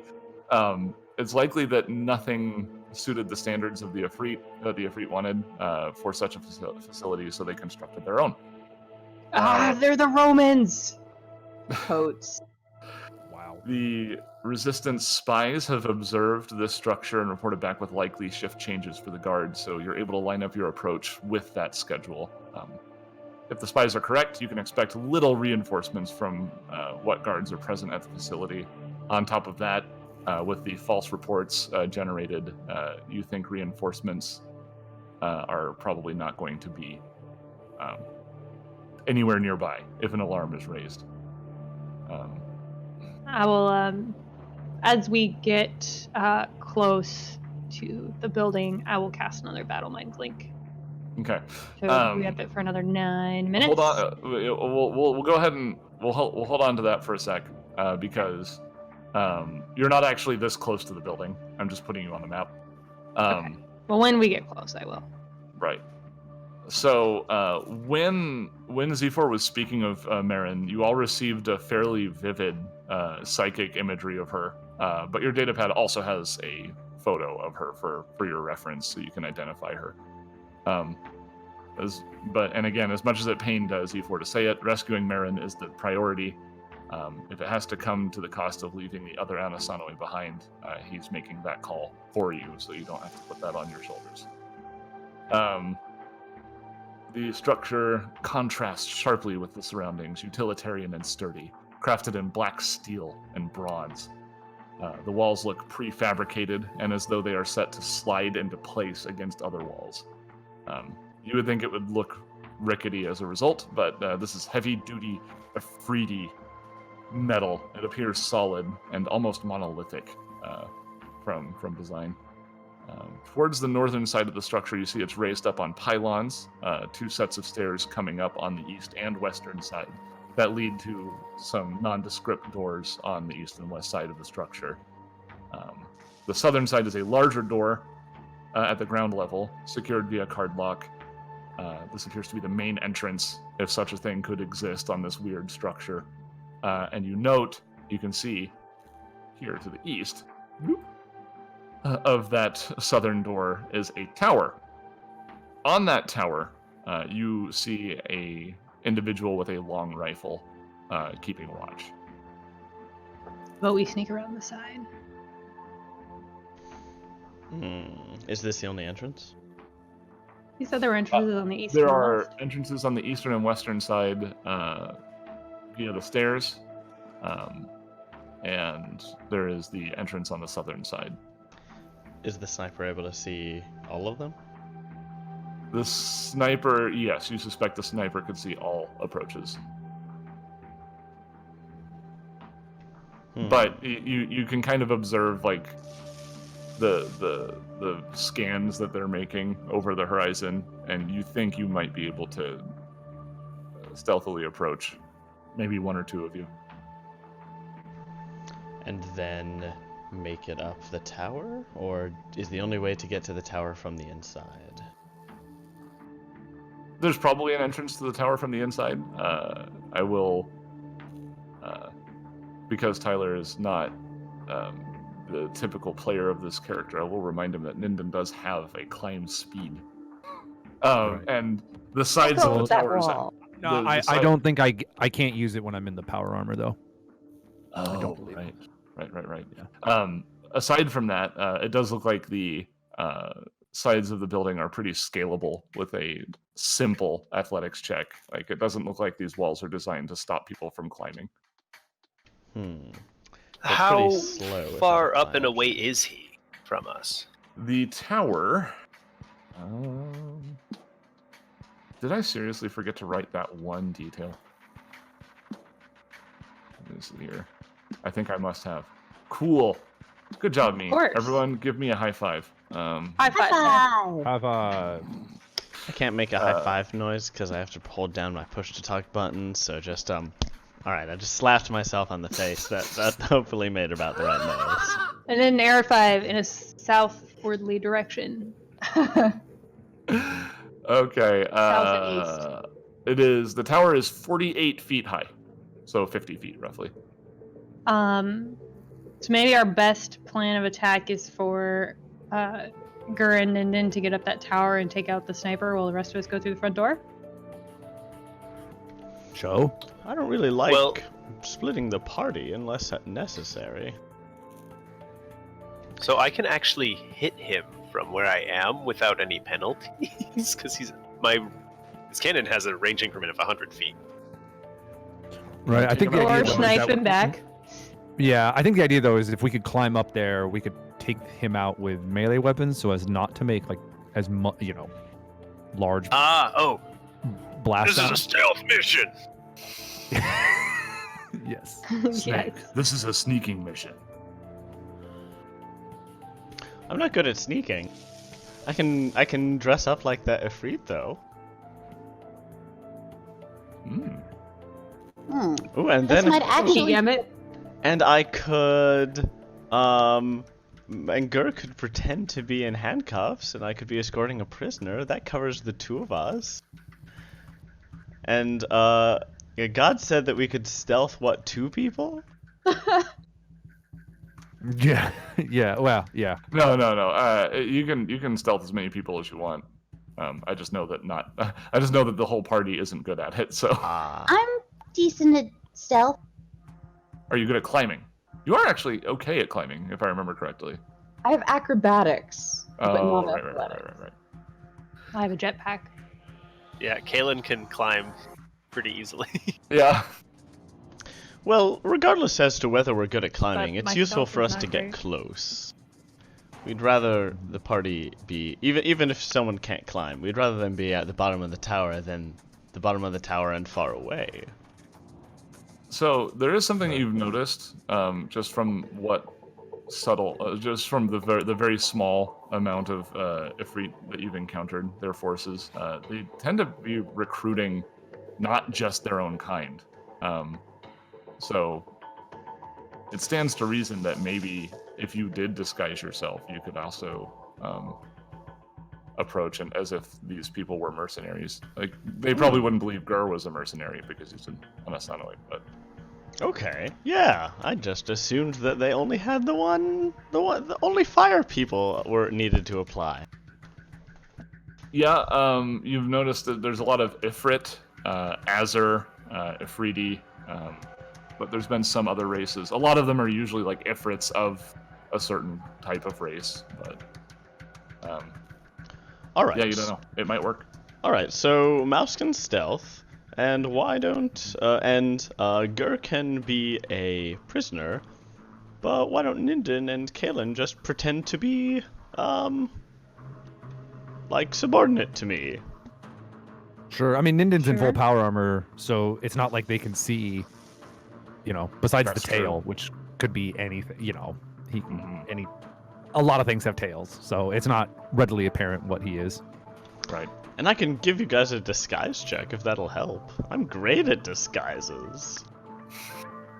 Yes, you are. No, I like that plan. It's a good plan. All right, what kind of checks do you want, Seth?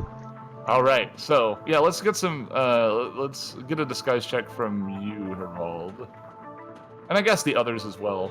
Just because, except for Mouse, because it sounds like Mouse is going to sneak up. I'll let Yeah, Harold sneak- do my disguise. This bonus is going to be way better.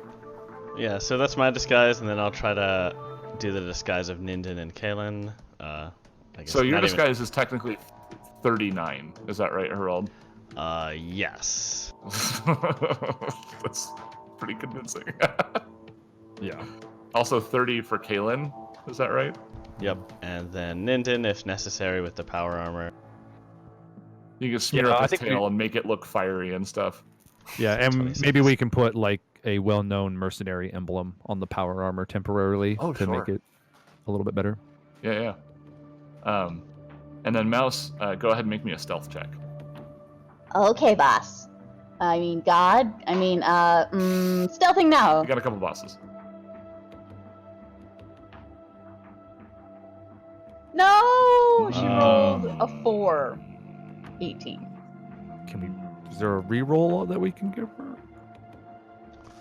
Oh, I would have to be a super benevolent GM. Don't we all have hero points? Not a Starfinder thing. Okay.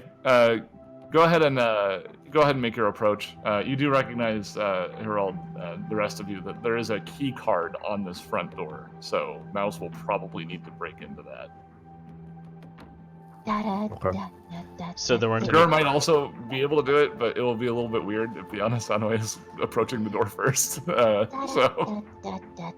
if Mouse can sneak up there close enough, she could remote hack it. To those approaching, the door, you see the sniper look down, and you don't know if they're looking at you as the group approaches or if they noticed Mouse. You're not sure which is which. Well, I think we get about as close as possible to the door before I point up for Ninden to start the ascension. Because the tower is like right here, right? Right next to the door. Yeah. It's the outcropping that. Okay, so you don't want him to come into the facility with you. You want him to climb up. That's a good point. Yeah. Okay. Okay. One decent plan is I probably got some sort of card from... Well, okay. I guess the first thing we can try is use the card that the Afridi that I'm pretending to be had. Yeah, actually, hold on. Let me double check that real quick, because he did have loot. I failed to give you guys that loot last time. I apologize. I was really excited to talk to Ron, which hopefully you can forgive me for that. Yeah. I guess. No. I don't think I can, Seth. Oh, okay. All right. Oh, man. Actually, yeah. On his person, he had a level 3 clearance card. Nice. That'll do. We don't have to fake anything. We deserve to be here. Yeah, so just give it a swipe and I just escort everyone inside. Okay. Except for Mouse. Yeah, who's like trying to be sneaky. You gotta play it off just like she's just a little weird. She does this. She's with us. Yeah, so go ahead and approach the door. I did. The rest of the group hasn't. The rest of us. Fine. Yeah, we're waiting for Herald so that we can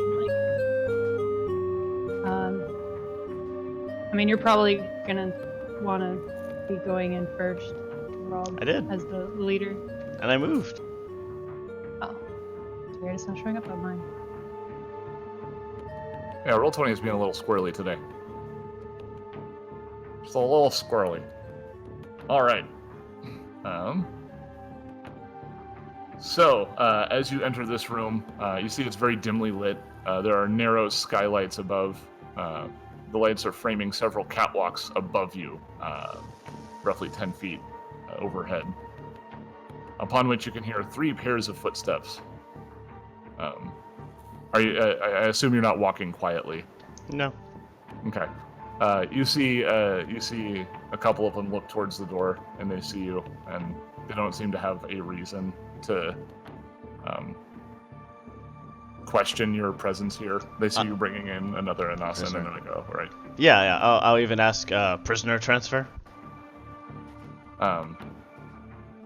He will look over to the northern door and just kind of jerk a thumb that way, wordlessly.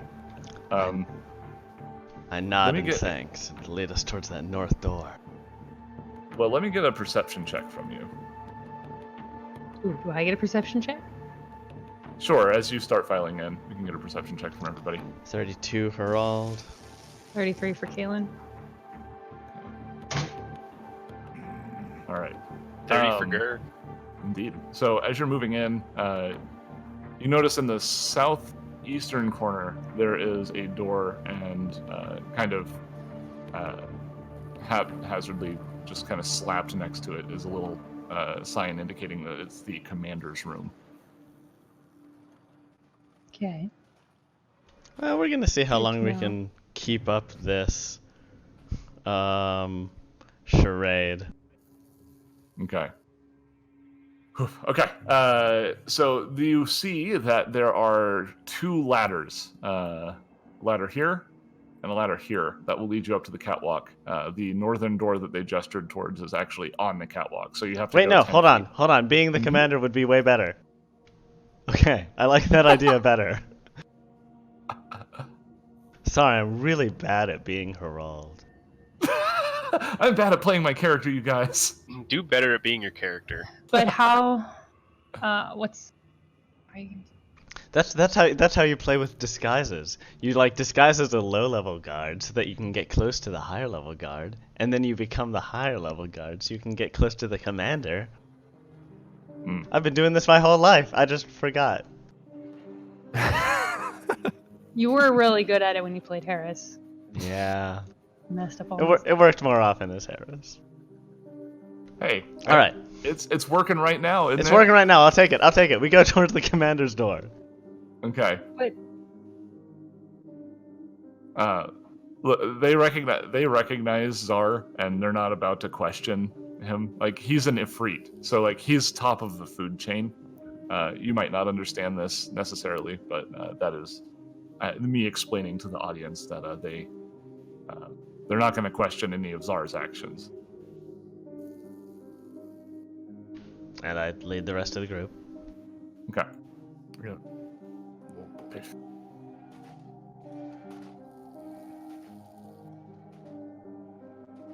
All right. So, as you open this door, you go ahead and get the face up here. Piff. Piff is the sound of the day, apparently. Huh. Look at this guy. Oh my.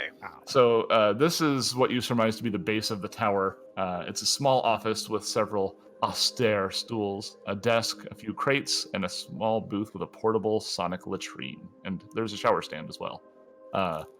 You see like a small patch of browning lawn in the corner as well. Like the structure was dropped down on like a small piece of like garden or something. You're not sure. Downward angled wall lights illuminate the floor, but not the ceiling, which is largely in shadow. To the eastern side of the room, there is a ladder that goes up into this shadow. You assume this is how one gets up into the tower.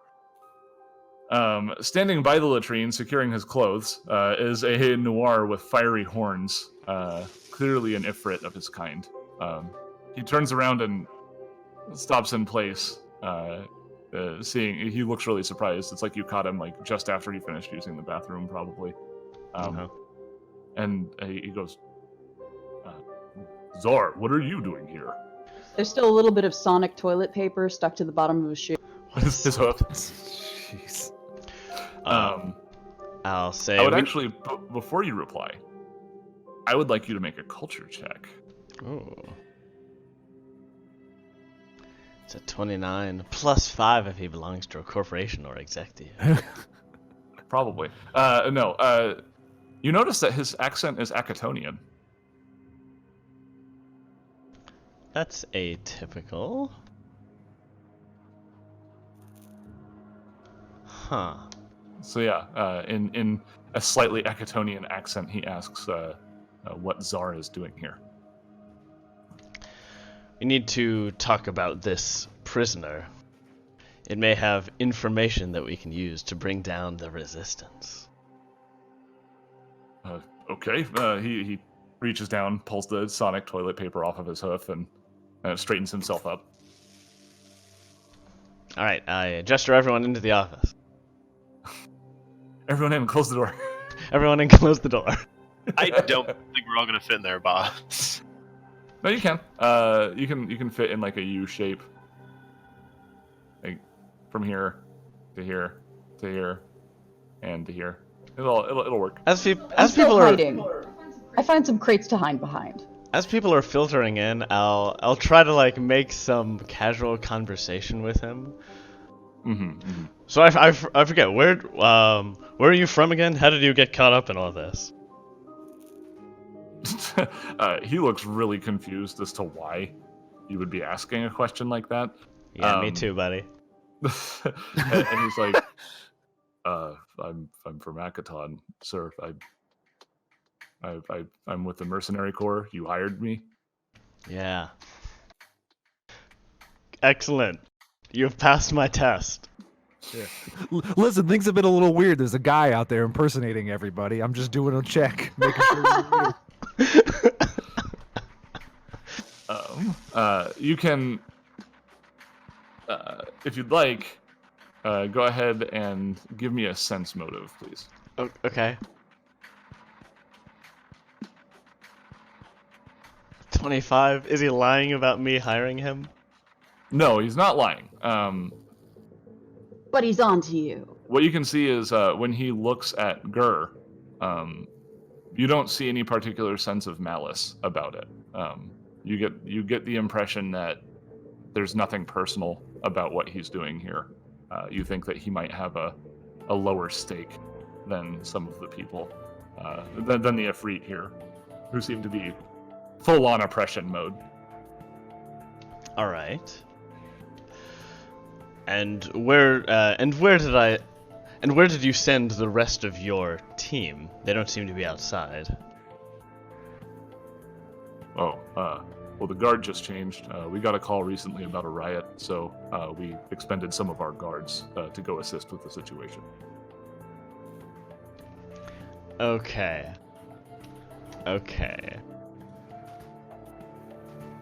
Oh, I have a no, that doesn't work.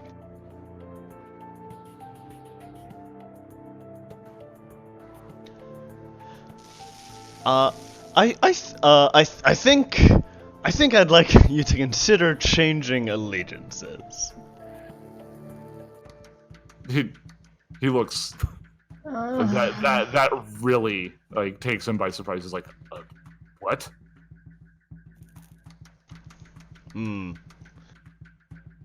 I don't, hold on. Please hold. We're gonna have to roll initiative, aren't we? Ninden's looking around nervously. It looks at you, Caitlin, just like, oh. Would you? She's mentally facepalming. Would you like a hint? Yes, I have absolutely no ideas. Okay. We put one in game talk. Okay, let's go ahead and let's make a diplomacy roll. And depending on how good that is, I'll just go ahead and directly give you a hint as something that you could possibly do here. Okay. 26? Okay. So you've deduced that he's from Akaton. And you know that he's working as a mercenary. But he was like paid to do the oppression thing. But you're not sure why somebody would agree to do that if they were aware that the Ifrit's goal is to conquer the sun. I mean, for pay, right? Don't mercenaries do that? We're talking, well, I mean, you know, you do with that information what you will. Okay. What is your impression of what we're trying to accomplish here, soldier? The Malika group at large.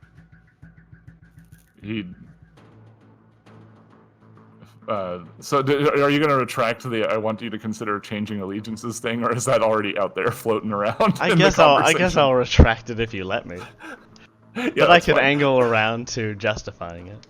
That's true. Well, either way, he's like, the goal is to subjugate the city and capture it for your purposes, from what I understand. And do you know of what our subsequent purposes are? No, I didn't think to ask. The Malika group is currently planning on an invasion of the Pact Worlds, starting with the Burning Archipelago and moving on from there. Still thinking that he's talking to one of his bosses. You can see, well, give me a sense motive. Yeah. Can I also sense motive? Oh, yeah. Thank you. Oh, natural 2. 33. Okay. You can see the revelation that this is just part of this is a stage of an attack on the Pact Worlds. You can tell that disquiets him a little bit. Alright. I'd like to propose that you change allegiances. Oh my god.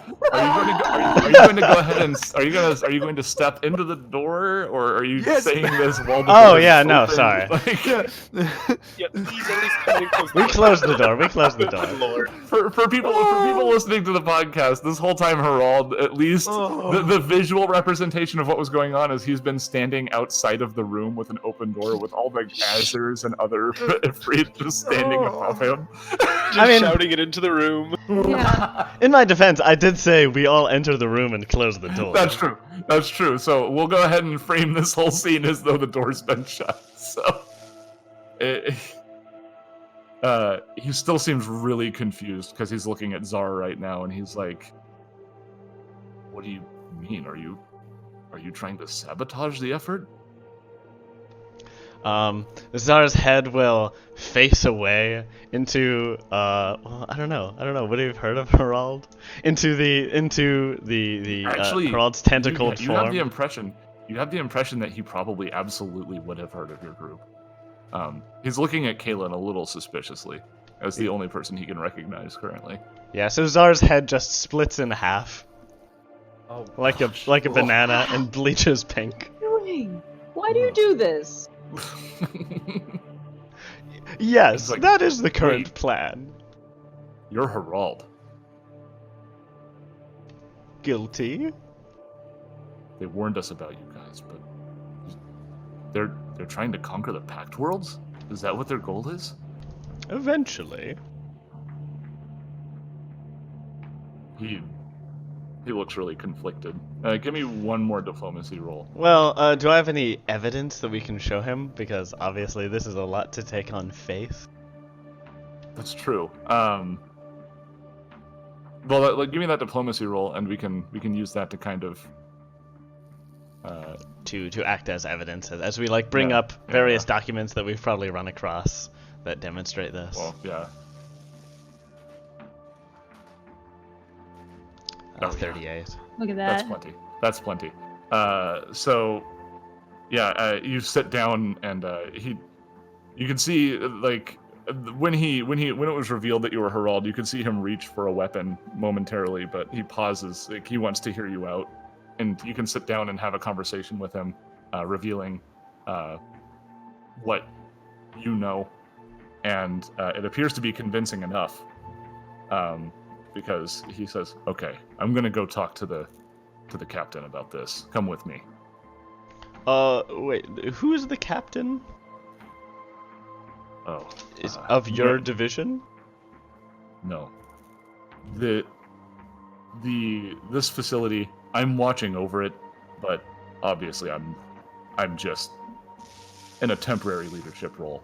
The actual person who's in charge of this facility is Nirleth. She's an Ifrit.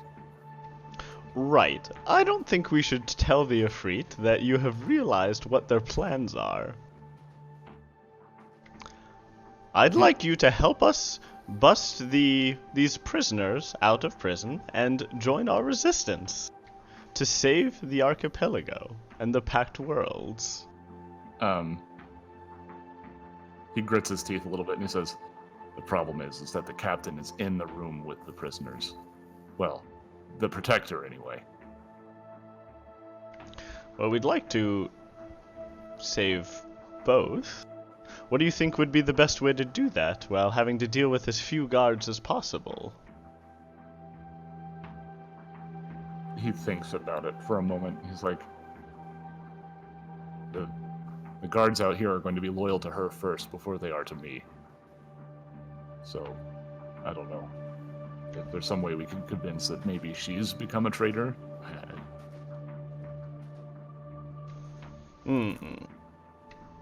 What if you called your troops back, would you have enough forces that we could take this building? They wouldn't. They would come back, but as soon as they realized what we were doing, they wouldn't stay loyal to me. Wait, he thinks about it and he goes, I could send the troops out. As many troops as follow your orders, yes. They all should listen to me. I'll give it a shot.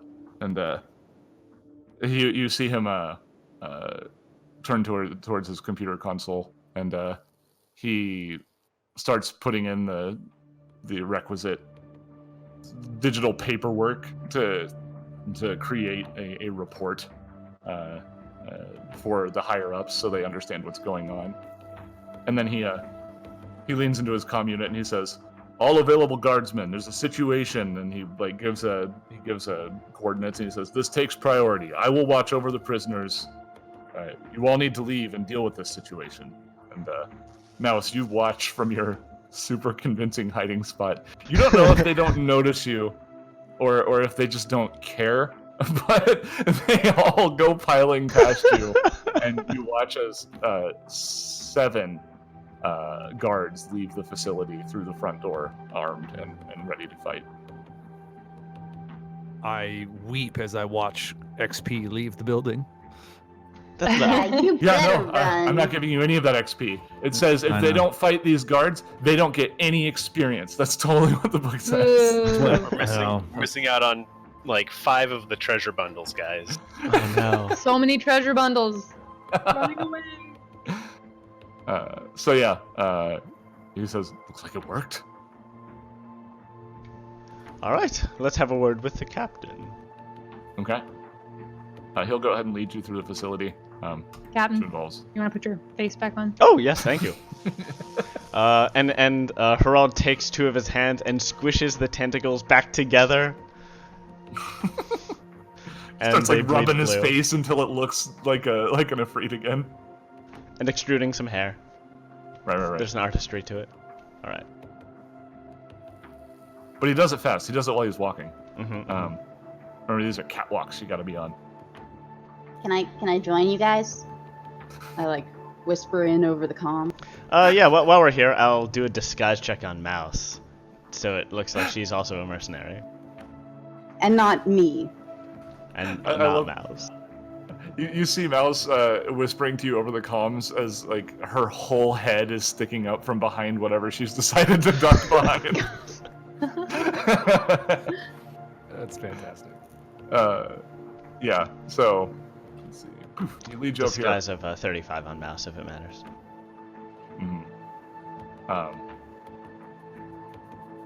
So he'll guide you through here, and as you move through this northern doorway, you see that you're flanked on either side via a transparent material. Probably not glass, probably some sort of transparent metal of some sort, because sci-fi stuff loves to have that kind of thing going on.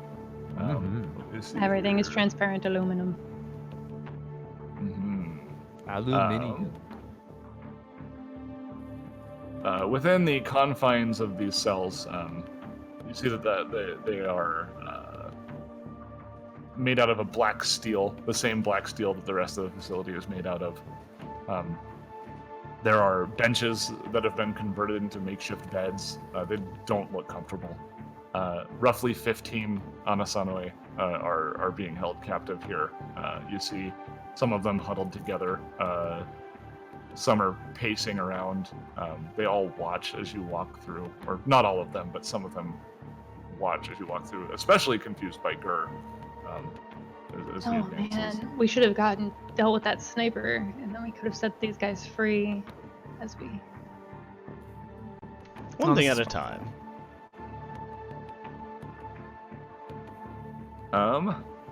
So yeah, you can see him stop at the intersection here, and he points to the east, saying, "It's this way."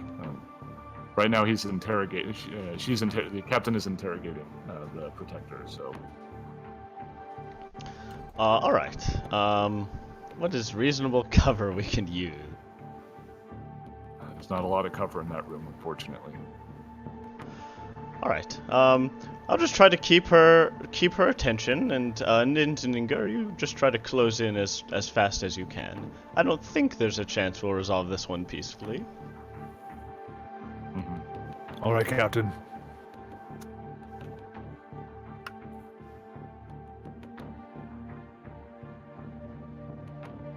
Okay. Are we all going in the same door or different doors? Yeah, there's no multiple doors. This is the one entrance. So let me see if I have a thing here. Did I set up a thing? Oh boy, this is a tiny room. Oh boy. Sure is. Sure is a very tiny room. Fireball. I wish I had a fireball. Something that hits you shortly after the door opens is the smell of blood. Ew. Gur, you probably recognize it faster than the others because you know what Anassanoi blood smells like at this point. You see 3 uncomfortable-looking chairs and a metal table, all of which are currently pushed to the side of the room to clear space for to the north end of the chamber. There is a rack on the northern side that holds a series of strange implements. Though as you try to reconcile what they could be, it occurs to you that they are likely for torture. They all appear to be crafted from brass, and some appear to be glowing with heat. Against the wall, shackled to manacles that hang from the rack of tools, is Marin herself. She doesn't look as bad as you would have expected, despite the scope of some of these torture tools and the now recognizable blood stains covering a good portion of the floor. She just appears to be bruised up and unconscious currently. I welcome a medicine check from anybody who wants to examine her. It's one of those. Well, I won't conjecture you. 34. You won't conjecture? What was? What were you gonna say? Oh, I was gonna say this is one of those messed up situations where they torture him and then heal him with magic, and torture him and heal him with magic. I mean, I was gonna leave that to the imagination, Probably. but yeah, that's what's going on. Yeah.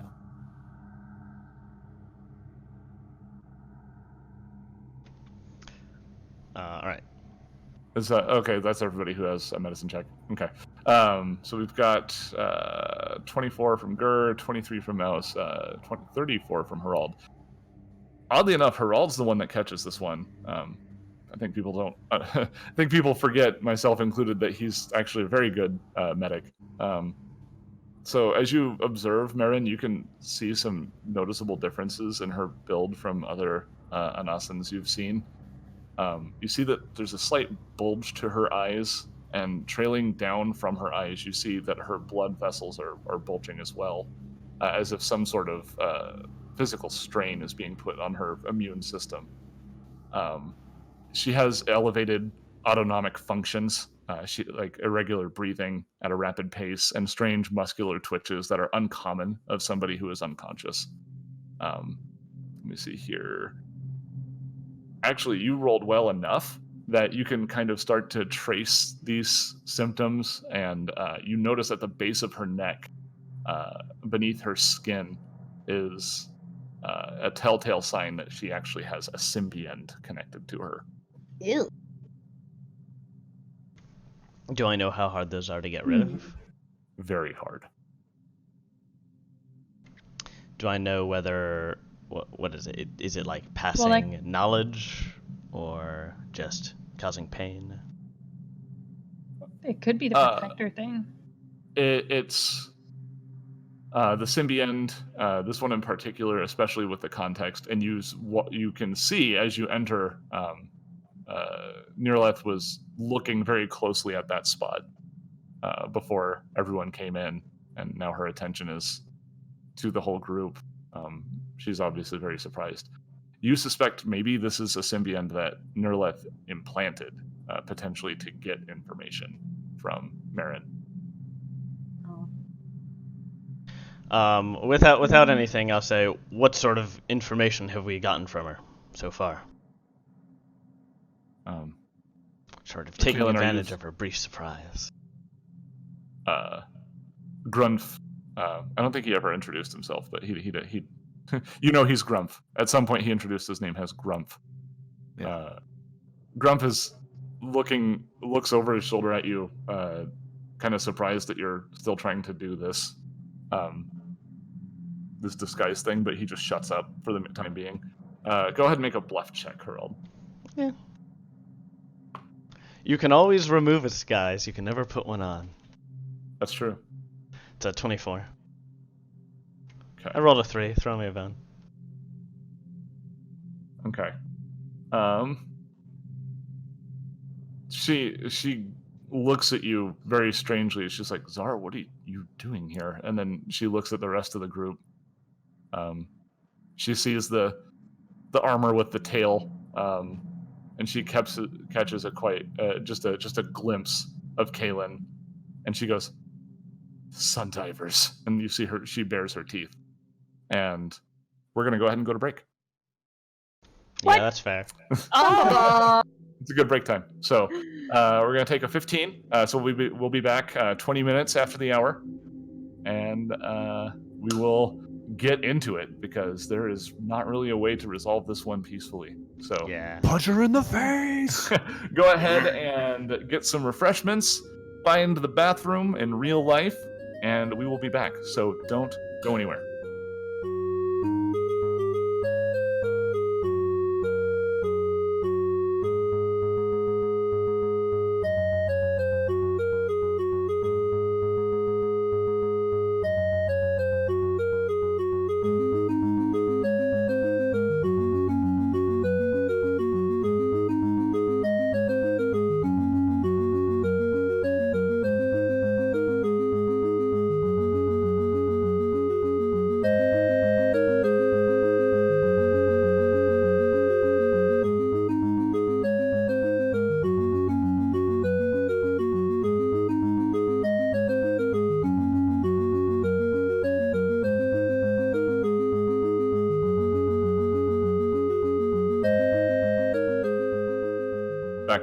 No, it's not that. It's not that fast. You gotta wait a second right after I say one. No.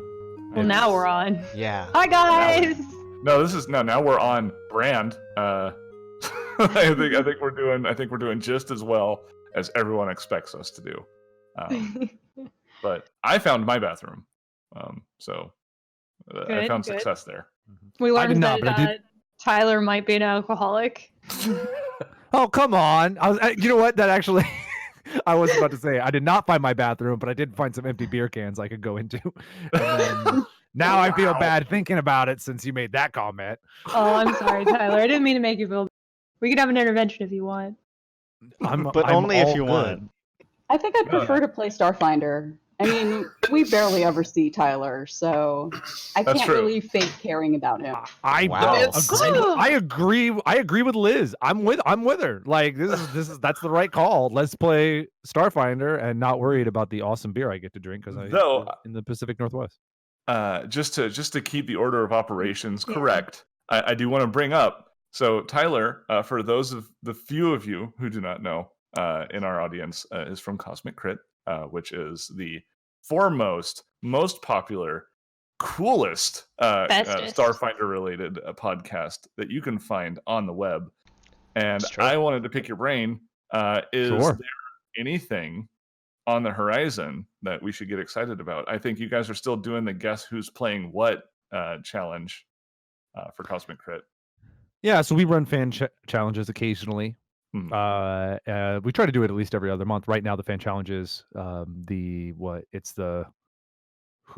last time it was Who's Who of season 2. This time it's some other fun rhyming. Who will they be in season 3? In season 3, exactly. So you can go and we narrowed down the possible race choices because now, I mean, one of the great things about Starfinder is there are so many races to choose from. Yeah. But we've narrowed them down so that it's actually possible.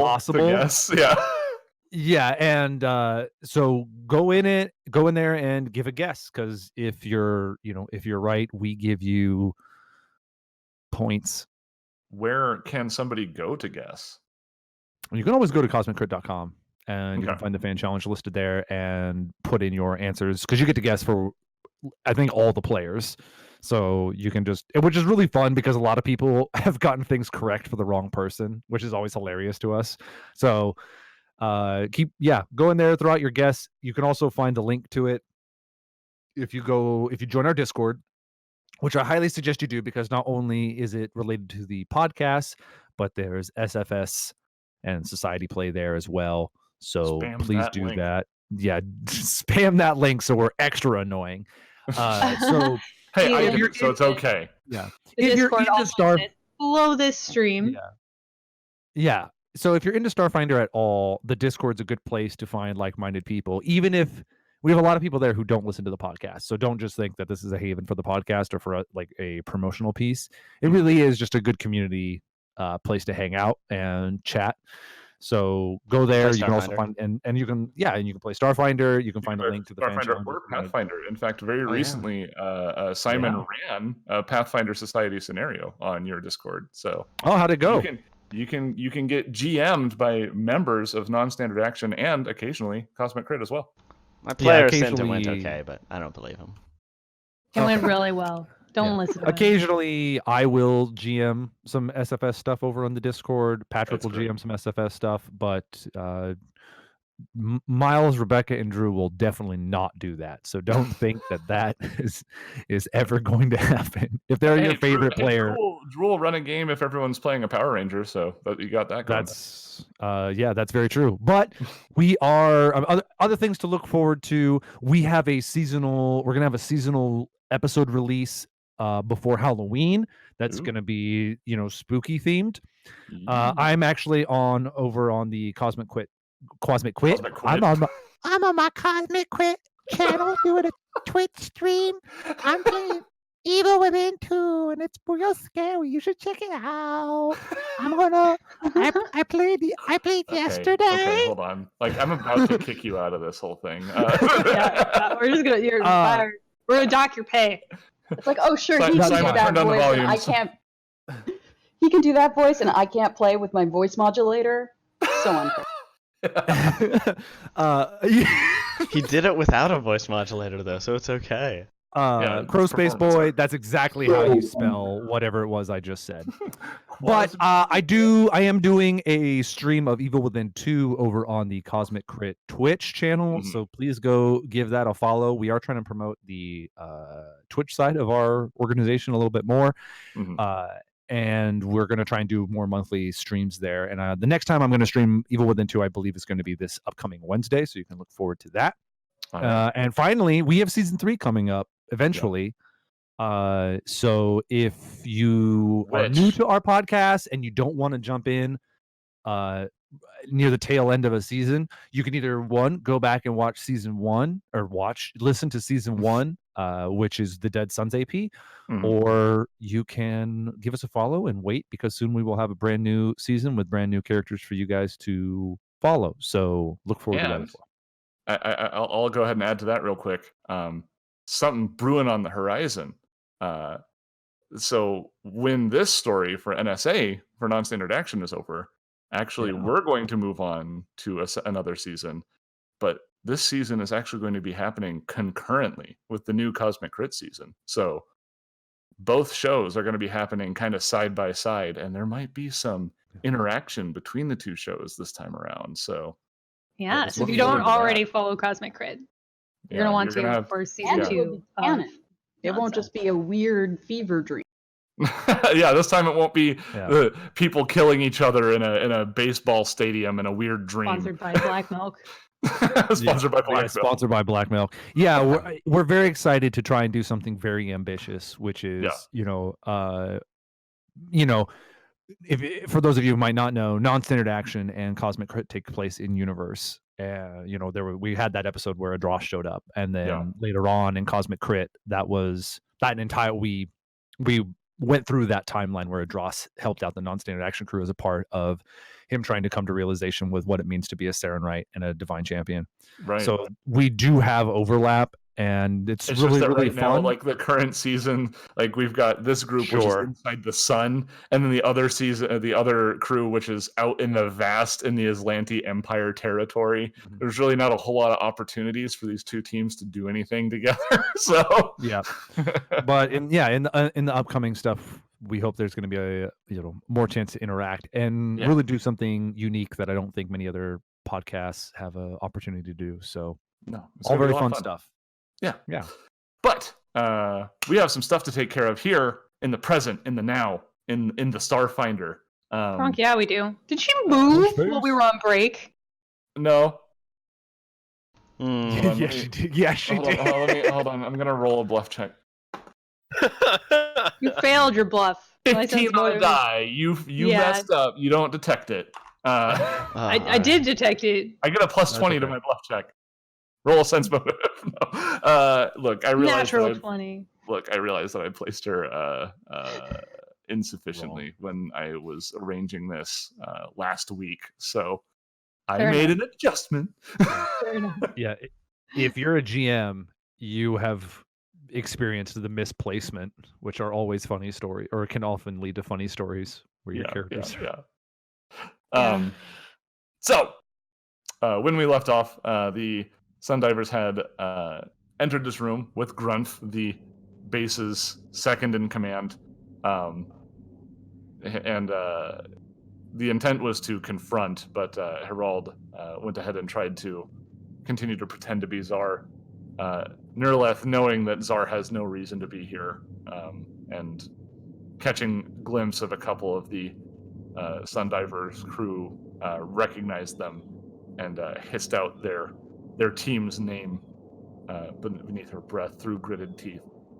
The next thing that she does is she looks at Marin and she shouts in Ignan, "Awaken!" I think a few of you probably speak Ignan at this point.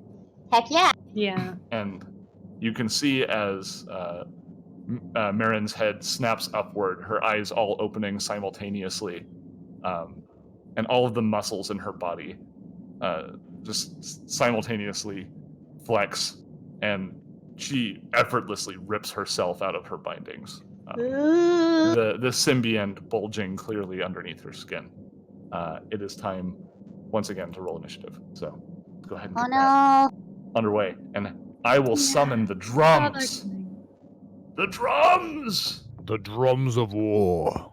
Okay, well, the bass line is acting more as the percussion here, so you'll have to... Oh, Herald, I rolled a 19. We're going to get to go first. I meant Simon. I'll just call you Herald. Yeah.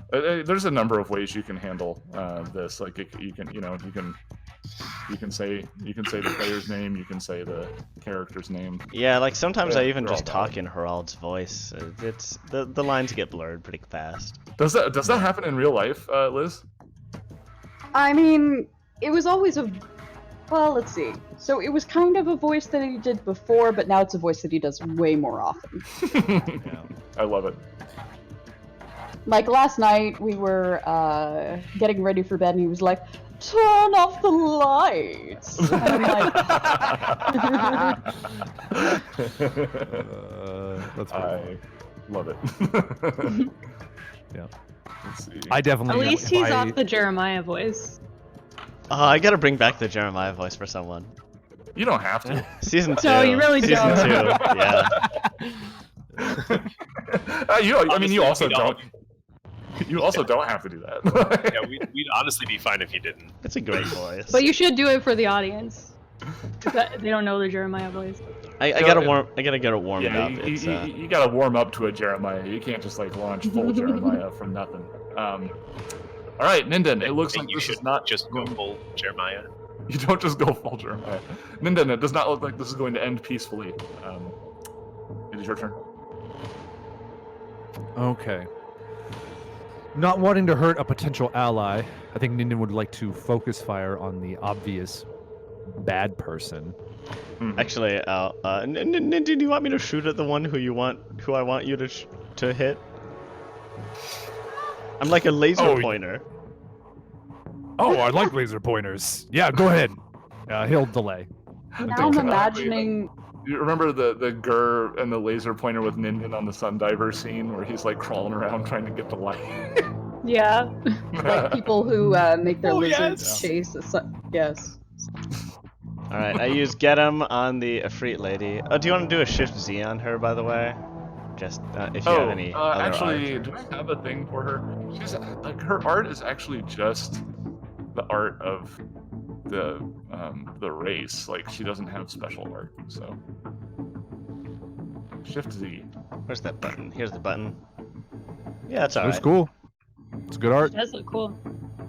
I will say I can only barely see where the horns are, but I like her horn placement more than our friend Grumps. Yeah, well, That's the wrong one. the Noir It kind can't of help already it. came with horns. Yeah. If the CR is 10 or less, she's flat-footed against everyone. And then I shoot her. And then you shoot. Ooh. Nice. It's a solid roll. Solid roll, friend. Super hit.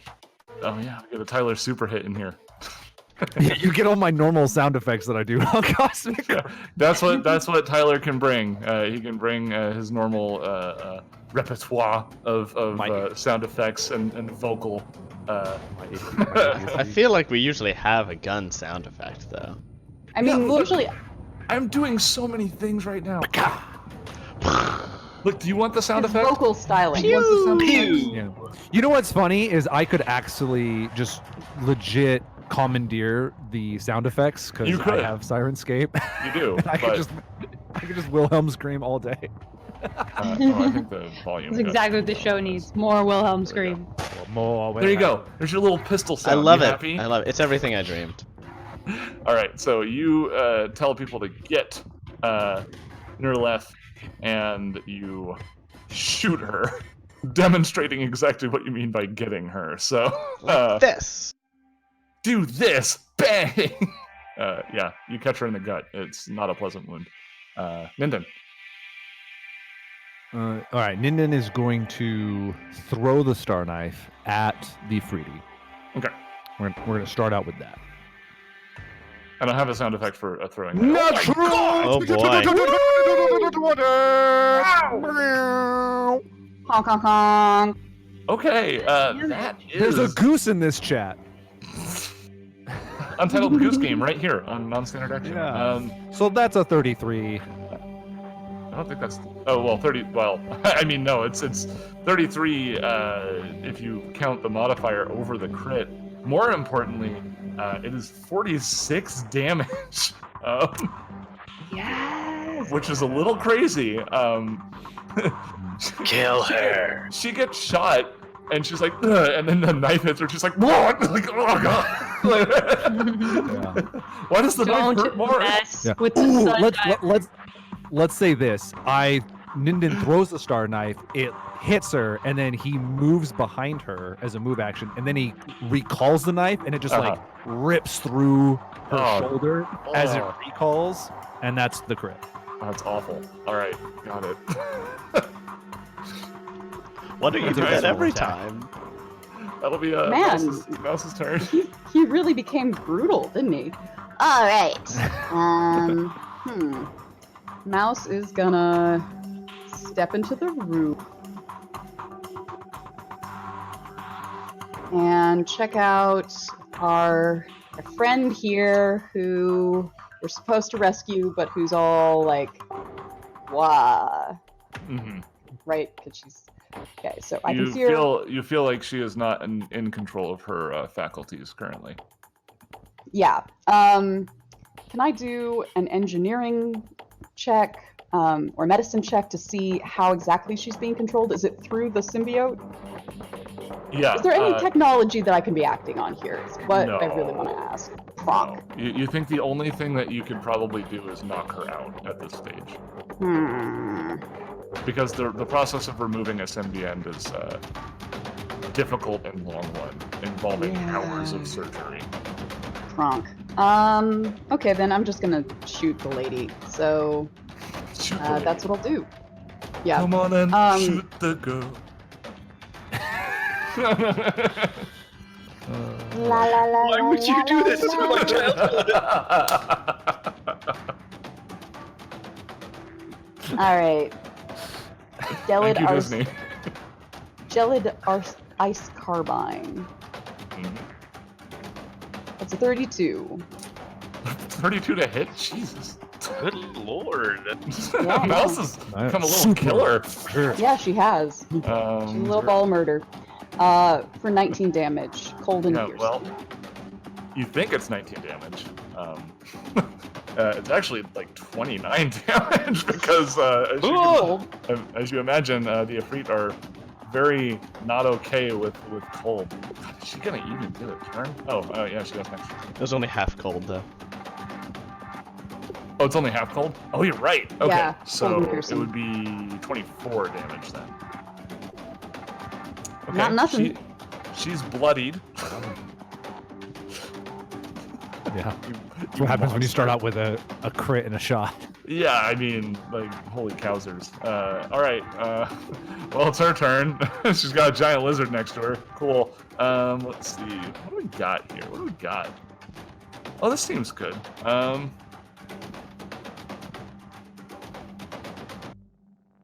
Dear audience, that means it's gonna be bad for us. Well, maybe. We'll see. This is a pretty desperate Send us your situation thoughts for and her. prayers. We all know that won't do but anything. not THOUGHT thought, like THOT thought. Send us your thoughts, please. All right. What? I got pooped on for politics. Now, come on. Wait, that's not a What? That's not a political thing. I said thoughts and prayers. Yeah, that's absolutely. Oh, okay, right. Okay, that's true. Yeah, I'm sorry. I'm sorry. My bad. Seth, you tried to save us, but it's already the damage was done. I did my best. Okay, so yeah, sensing that this situation is probably not going to go super well for her, she's going to try to do as much damage as possible. She actually is going to, let's see, cut her losses. Is she going to do that explode thing? And then kind of move back, into this corner. So if you'd like to make your attack of opportunity, feel free. If I could roll another 20 here, I would be really happy. Yeah, that would be really cool, huh? Oh, so close. Close. Okay. That's a hit for another 24 points of damage. Yeah, she takes some more damage. Okay, cool. Can I? All right. Hold on a second. What she does? Oh yeah. I think they're. I don't know Vanguards well enough. Some. I think one of the Vanguard. I don't think he has it. So go ahead. I'm doing some ASMR. Is that coming through? Yeah, it is. It is coming through impeccably. Okay. So what she does is she reels back with her hand and she looses a small bolt of fire that travels roughly here before it explodes. Does that smell like a reflex save? Yeah, you think that you might be able to utilize a reflex save in order to try and mitigate some of the damage.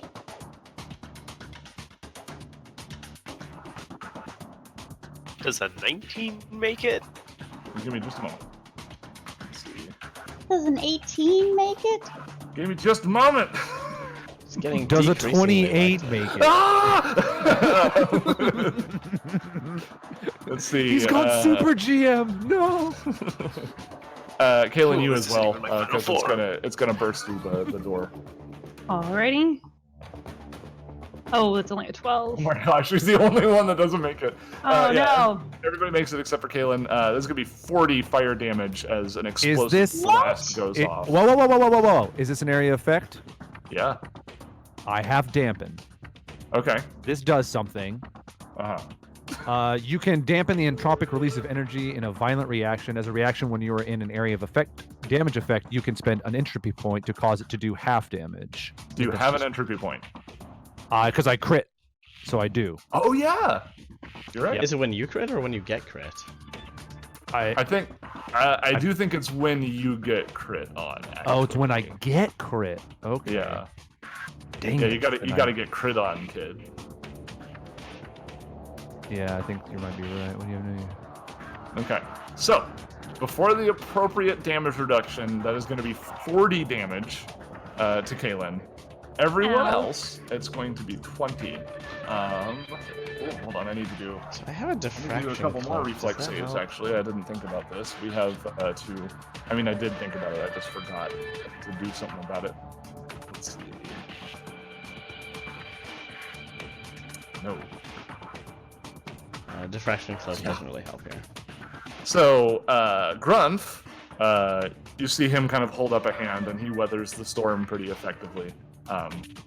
Marin takes it full force. So apparently whatever information Nerleth was trying to gather from Marin, it's not so valuable that she's going to not just kill her outright in order to take you down with her. So that will bring us to Kaylin. Well, that was incredibly rude. Where'd you go? Wasn't nice. She's around the corner. Actually, I have a better plan. Now, this symbiote thing, so like, it must be in control somehow. I'm curious if I cast Charm Person on Marin so she's friendly to us, if that would make a difference.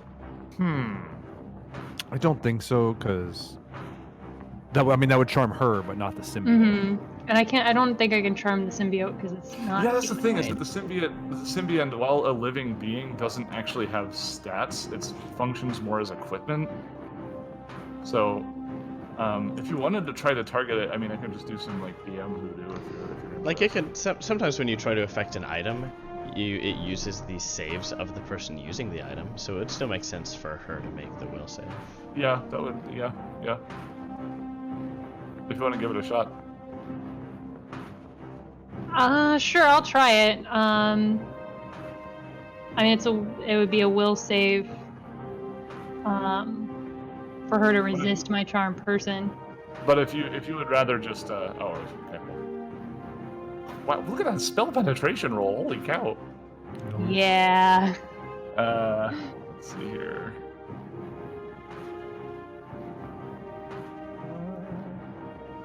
Where is your will save, Marin?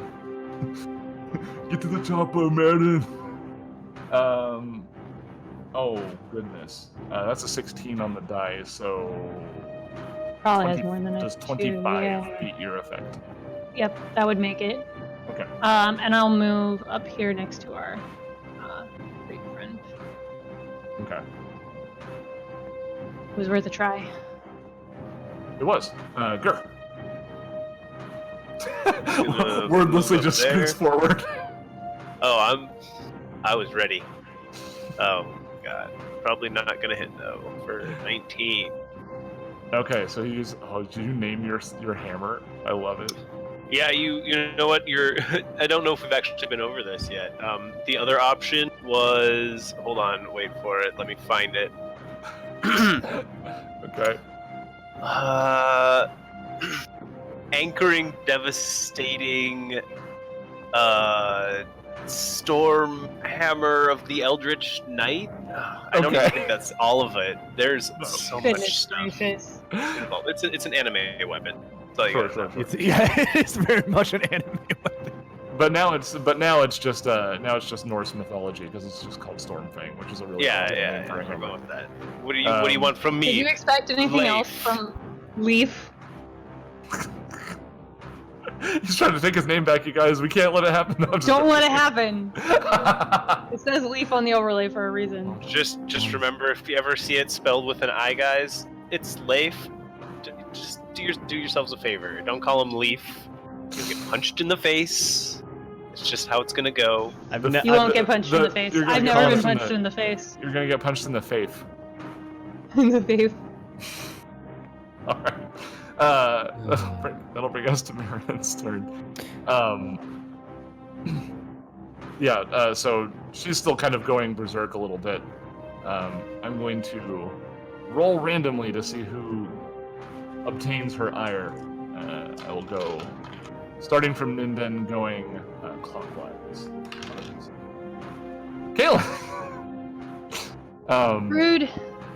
Actually, maybe possibly because you tried to target her with a spell, like she somehow knows that you did something to her. And she moves in and just starts flailing her long, spindly, muscular limbs at you. Let's see. Oh no. Dear Lord. Dear Lord. That's insane. Does a 36 hit your KSC? Yeah. Okay. Obs. Okay. That is going to be 22 bludgeoning damage as she just smacks you. Ow, ow, ow, ow, ow, ow, ow.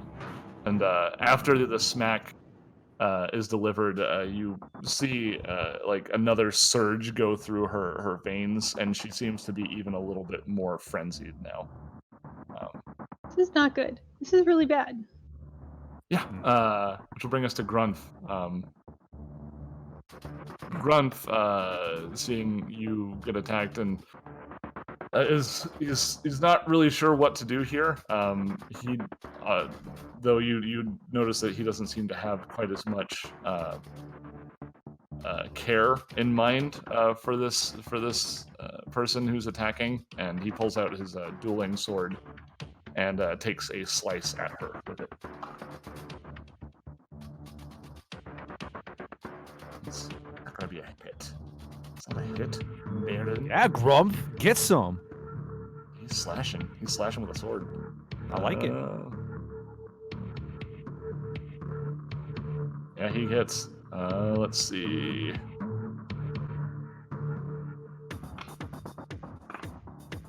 Oh my god. That's a terrible wound. That's 22 slashing damage to Marin. He cuts her pretty bad, actually, so. Okay, that is going to bring us to... Pearl. Don't worry, Kaylin. We've got you covered. And that will be some stamina result. How much stamina do I get back these days? Let's find out how much stamina. Let's find how out. much stamina. As soon as I find the button. Bunches, pretty It please. says envoy. What? Oh, there it is. 24. 24. Nice. Not bad.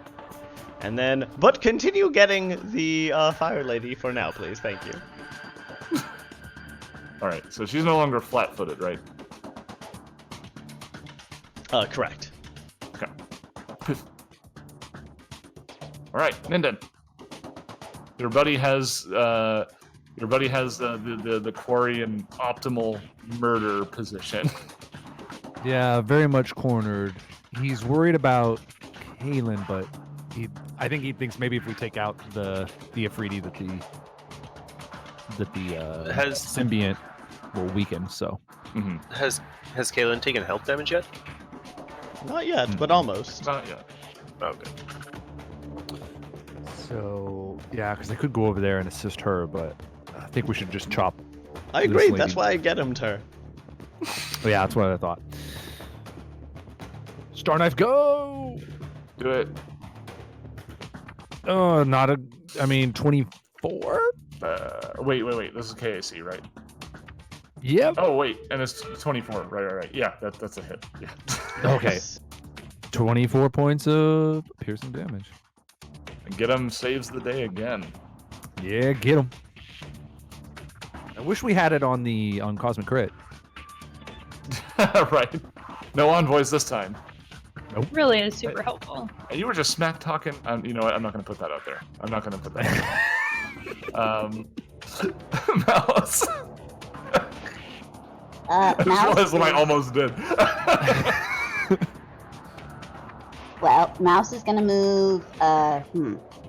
1, 2, 3. Now she has a clear shot, and Gelid Ice Carbine. Just makes a big fart noise when you fire it.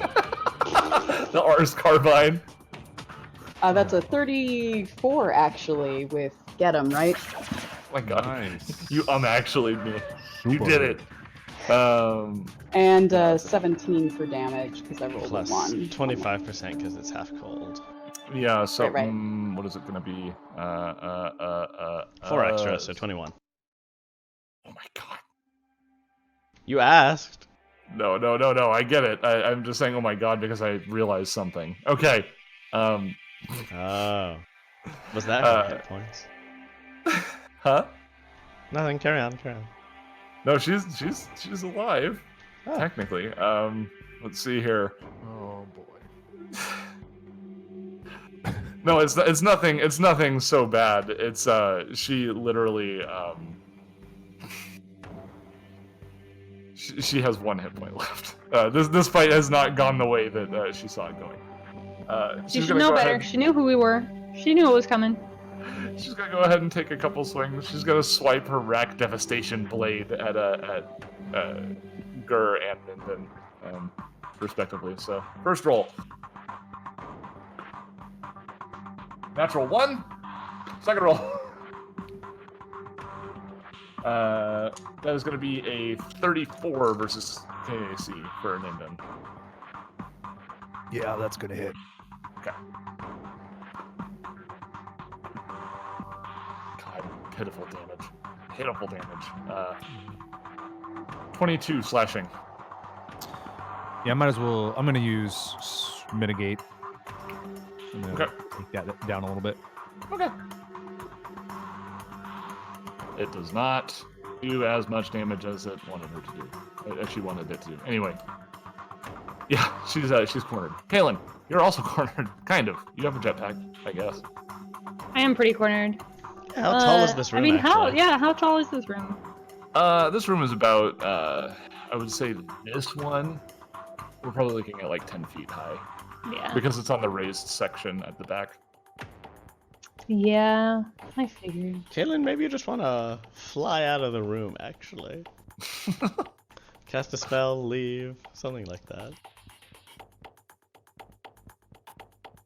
I mean, but I won't have line of sight on the big bad if I leave the room. I think the big bad's gonna fall down pretty quick.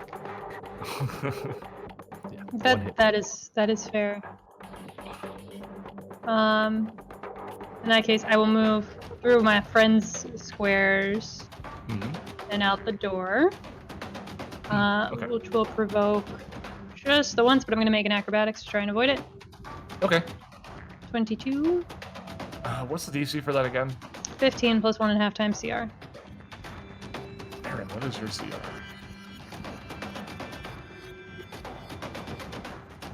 That does not make it. She's pretty tough. Aaron slaps you back into the corner from whence you came. She does, like, you know, she's got Well, she long could try. arms.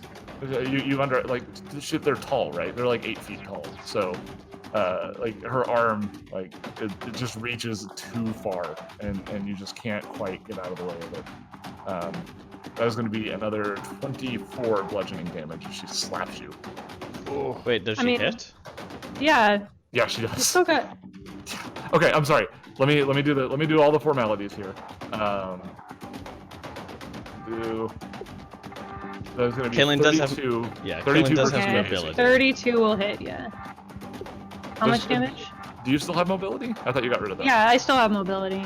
Okay, gotcha. Yeah, 32 to hit, and then damage is 24 bludgeoning.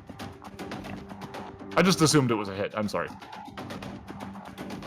I only ask because, like, it does have to be a 25. Yeah. It's not impossible for her to hit, but it's very... for her to miss, but it's very difficult for her to miss that. Rude. Yeah. Alright, and what are you going to do that next? was a move. And I'll go ahead and do...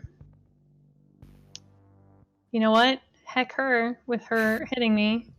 Mind Thrust! Will save, please. Oh my gosh. Let's see. Is that subdual? I don't think it is. I have... We can stabilize. Okay. fast forward to Caitlin saying I can't stabilize that. Let's see. 21. Does that? That does save, so that's half. Wow. So that's 22 damage then. Mm-hmm. Yeah. Her body twists in a really uncomfortable looking way as it reels from the mind pain. Let's see. Okay. She has taken her damage, and now Gur will take his turn. His Gurn. All right. Let's see if we can get this. I feel like a full attack is the thing to do here. Fish for a hit. That's what I'm gonna do. Fish for crits. Well, that first one was a miss, but that second one's gonna be a hit. It's a 27. Where does that hammer connect exactly? Well, he takes the one swing and it misses, and he just gets frustrated. He kind of rotates and brings it back around, and it comes down, catches her in the side of the head. She just kind of. Oh. Yeah. Blech. Gross. Yeah, it caves in on itself. She's got half a face now, roughly. Yikes. Yeah, there's a sickening crunch coming from the southwestern corner of the room, and anybody who looks watches as Nerleth rebounds painfully off the side of the wall and just crumples onto the floor. Yeah, she's quite dead. All right, then Harald shouts in Ignan, "Okay, now unawaken at the symbiote."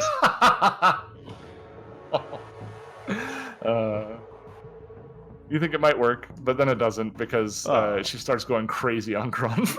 Oh no. Let's see here. Okay. Let's see. He proceeds to weather 3 blows, as she has a multi-attack in this enraged state. Good thing that Kaelin got out of there, actually. Because he is about to take 68 bludgeoning damage from the 3 separate attacks. Wow. Oh my god. Yeah, she's going ballistic, and like you can actually hear him making like pained cow noises as he's getting beat up. Oh no! Pained cow noises. Like I don't know. Please don't kill me. That's a blue whale. That's a blue whale. Nice try. You're right. Oh, You're right. My god.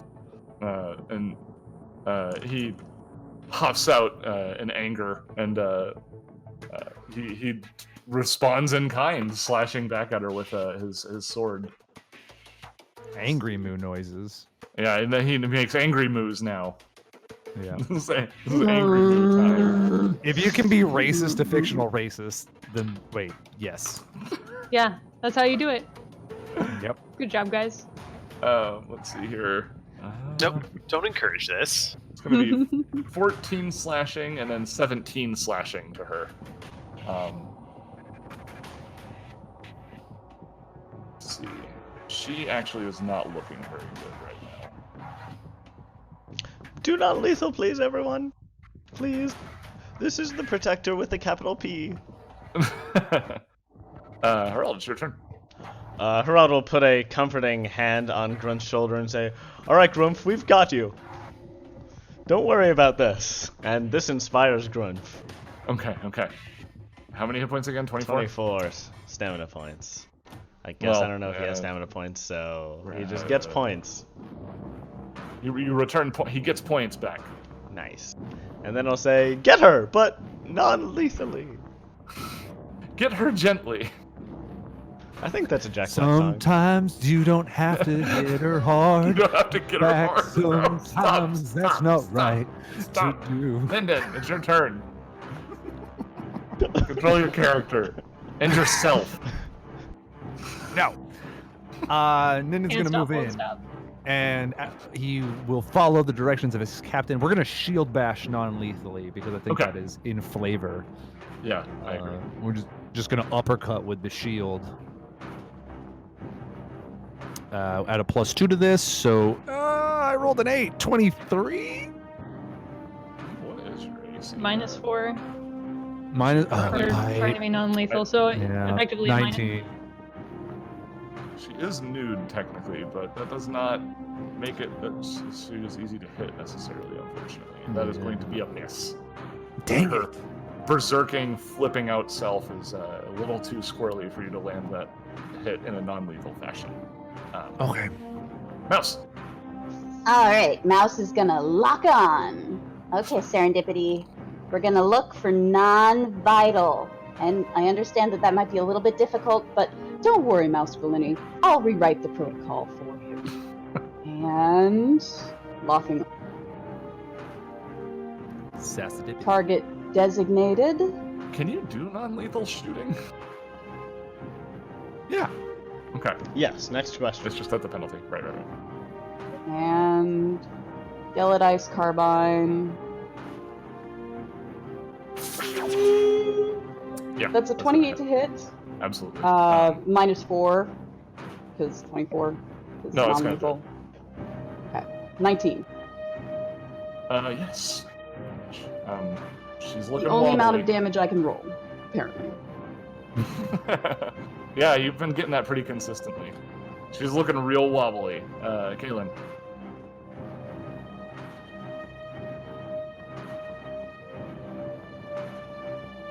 You are muted. Oh, did she disconnect? Oh, I muted myself. I thought I have it backwards. Whoops. Okay. Because I knew you were having computer problems, so I thought maybe we had encountered the demon. No, we have not encountered the devil in my mainframe yet. The devil in her mainframe.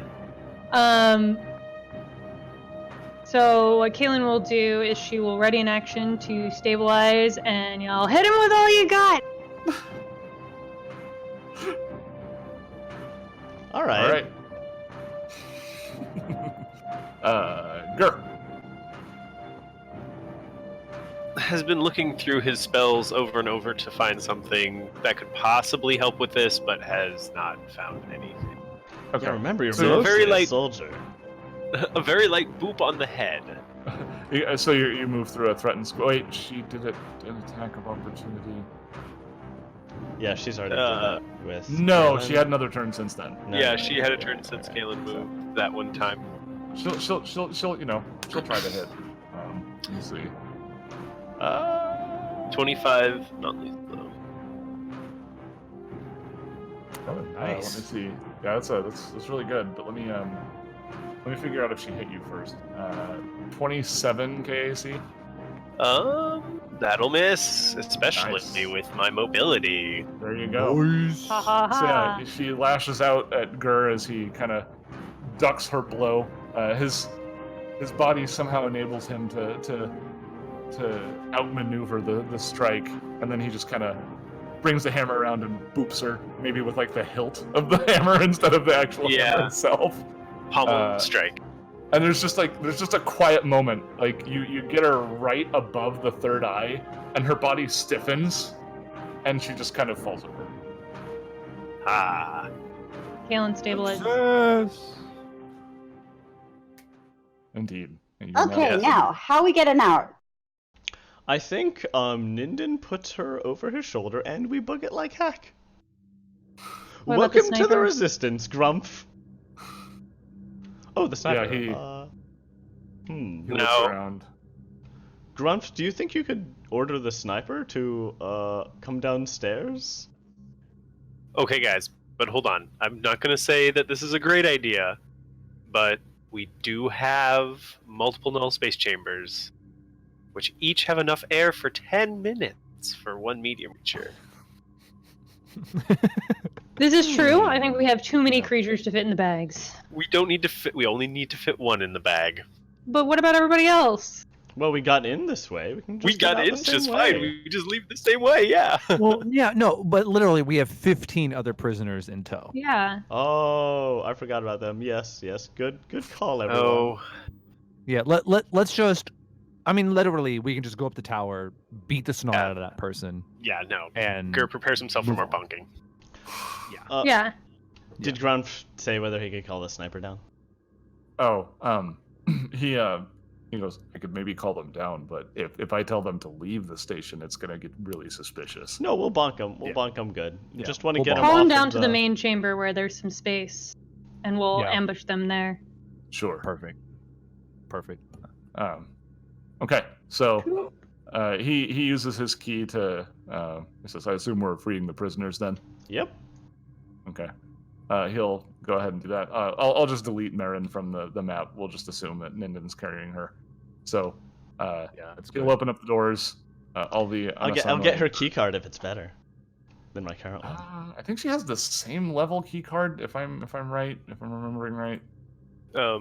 Gur will address the prisoners and tell them to just hold and wait while we take out the final guards.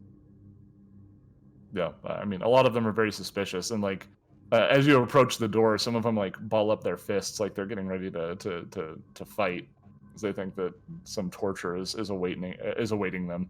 They're a little bit confused just as freedom. to why Anassanoi is. Yeah, no. No torture, just freedom. That's what they want you to think. Church of Anassanoi, torture or freedom? Freedom, please. Oh, I'm sorry, we're out of freedom. Out of freedom. We weren't expecting such a rush. So my choice is or torture. Yes. So she has a level 3 clearance card as well, so the same level that Czar has. Well, so I squish them together and they make a level 6 clearance. That's not how this is not a video game. Squish them real hard. It's close to a video game, but not quite. You can't fix everything by blue squishing. key card. She has the yellow key card. If we're going by Metal Gear Solid rules, if you just have to change the temperature of the card, and it gains access to different areas. So you got to make it cold. No, but anyway,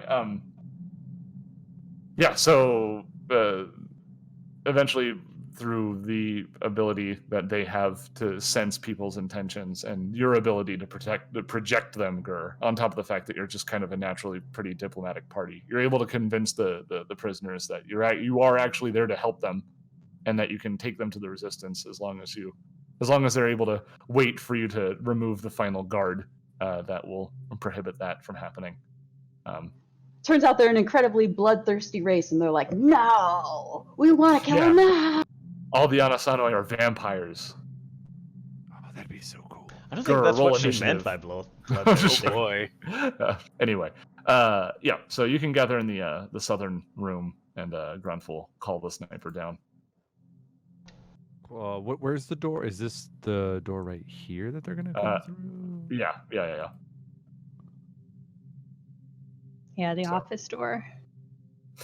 Girl, are you just gonna wait at the base of the ladder? It'll be kind of obvious. Yeah. Get on the other side of the door. All right. Sorry, I wasn't quite on the level. I was busy not knowing how to talk to my own people. Kaylin's up on the catwalk. Okay. So is Mouse. Okay. So Mouse, you don't have like quite a great sight line from your current position, but if you move to this spot to the east, you can see the door pretty well. There you go. So Grunf calls the guy down, and he steps out of the door with his rifle. Sunglasses guy again. You again. We get a strike, right? Now it's. But we probably roll initiative. I just use that to delineate him from the other Azure soldiers. I almost feel like we don't need to roll initiative. Do you guys just want to make an attack roll each as he goes through the door? Sure. Yeah, let's see what happens. Yeah, we can say this is a surprise round. All right. Yeah. God, he is just gonna get reservoir dogged right now. Like, He needs a will save for mine. Oh my god! Oh man, guys, I was so close to a crit. Now in a surprise round, you do only get a move or a standard, so you can't full round attack or. Yeah. But you do get a +2 from my thing.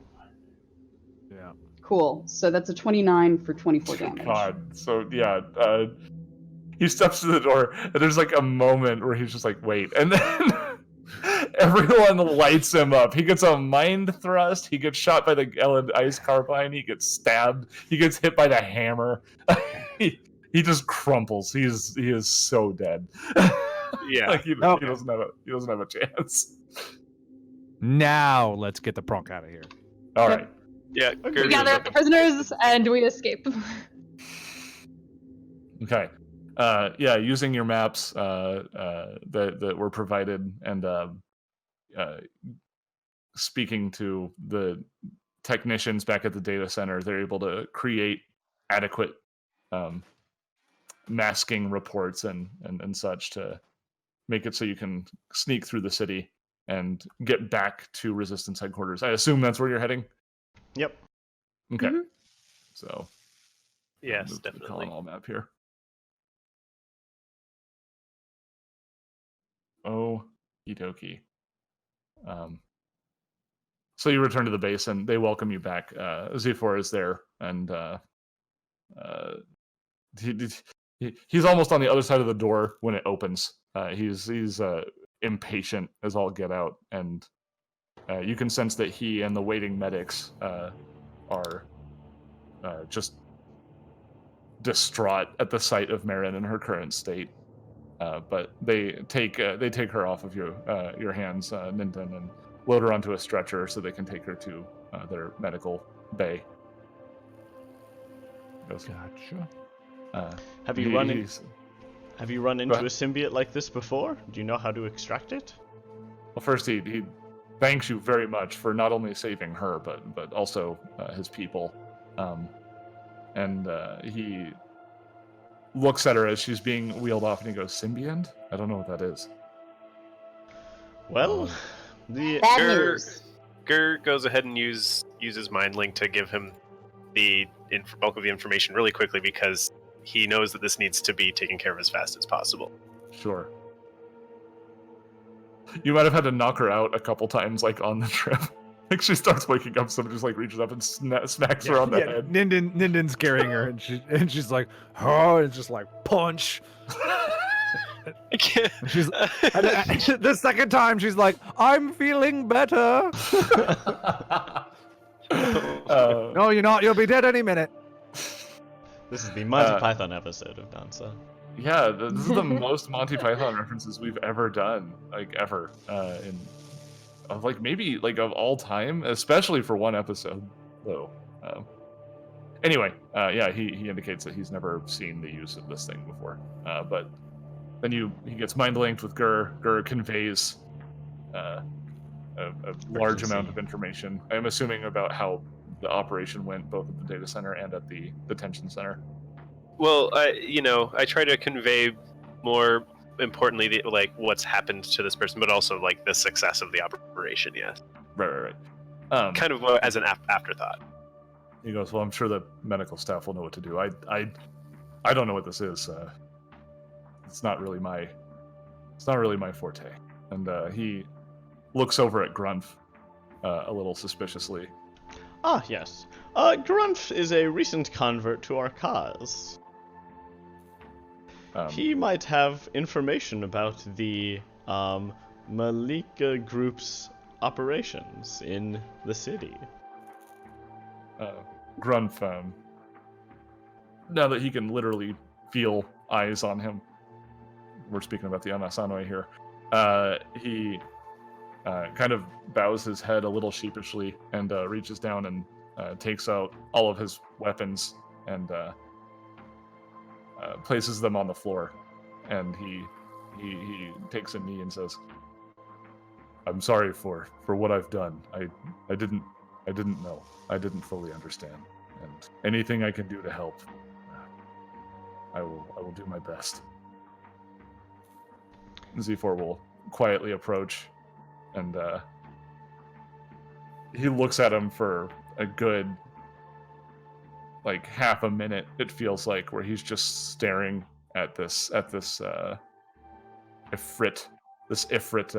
Noir, and he says, "I believe you. Take your weapons and we'll put you to use."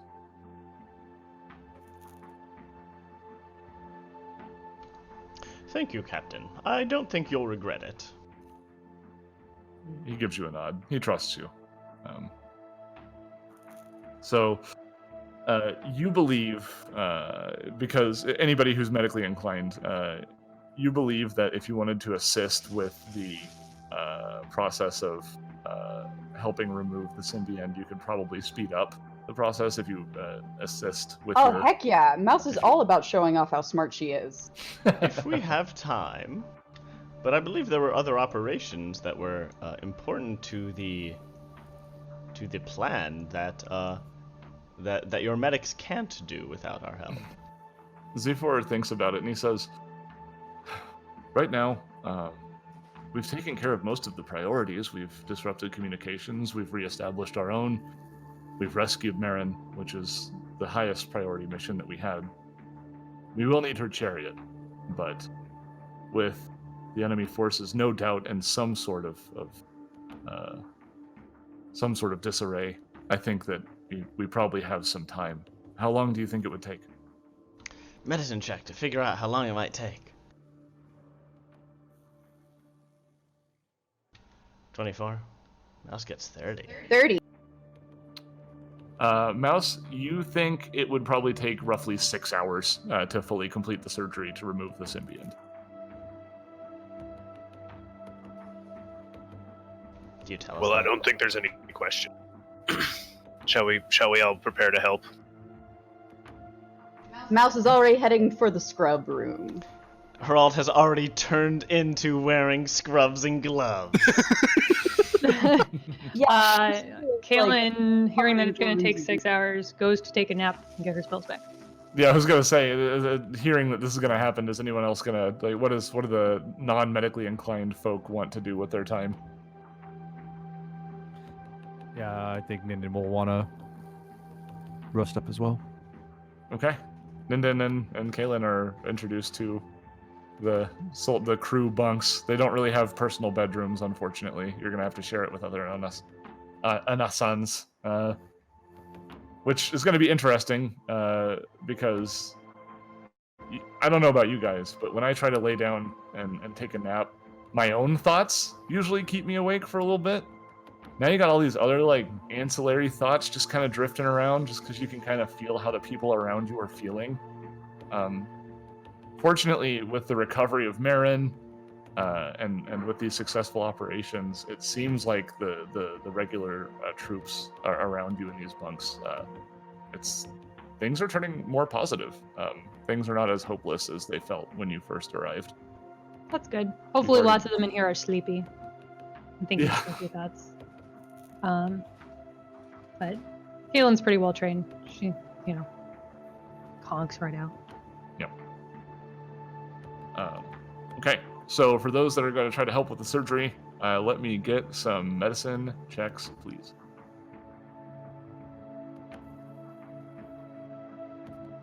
Better than I've been rolling. 30 from Herald, 22 from Mouse, 27 from Gur. Okay.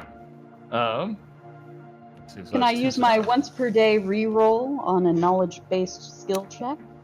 Why, yes, you can, Mouscolini. That's a 34. Gotta show me up. So she doesn't take Constitution damage. Okay, so yes, the Anassanoi surgeons are more than happy to have you assist with the operation. You bring your own expertise to this.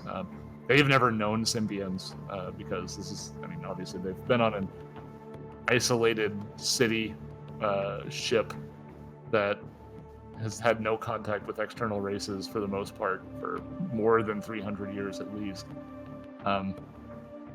So yeah, the surgery goes pretty well. You're actually able to get it taken care of in about 4 hours, just with how effective everyone is as you separate the symbiont from the spinal column. Like it's intertwined with nerves running through a lot of her body, but you make quick work with the group operating, and she gets closed back up and she is on her path to recovery.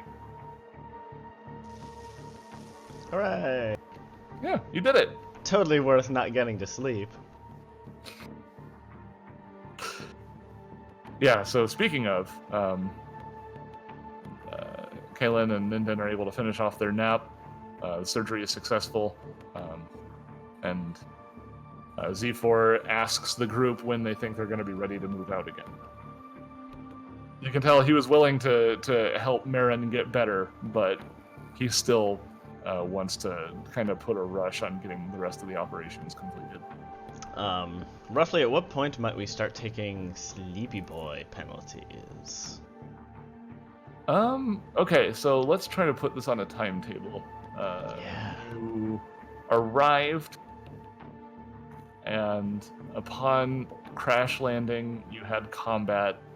You went back to the Resistance base, got established. You went on these 2 operations. You probably could use a rest, and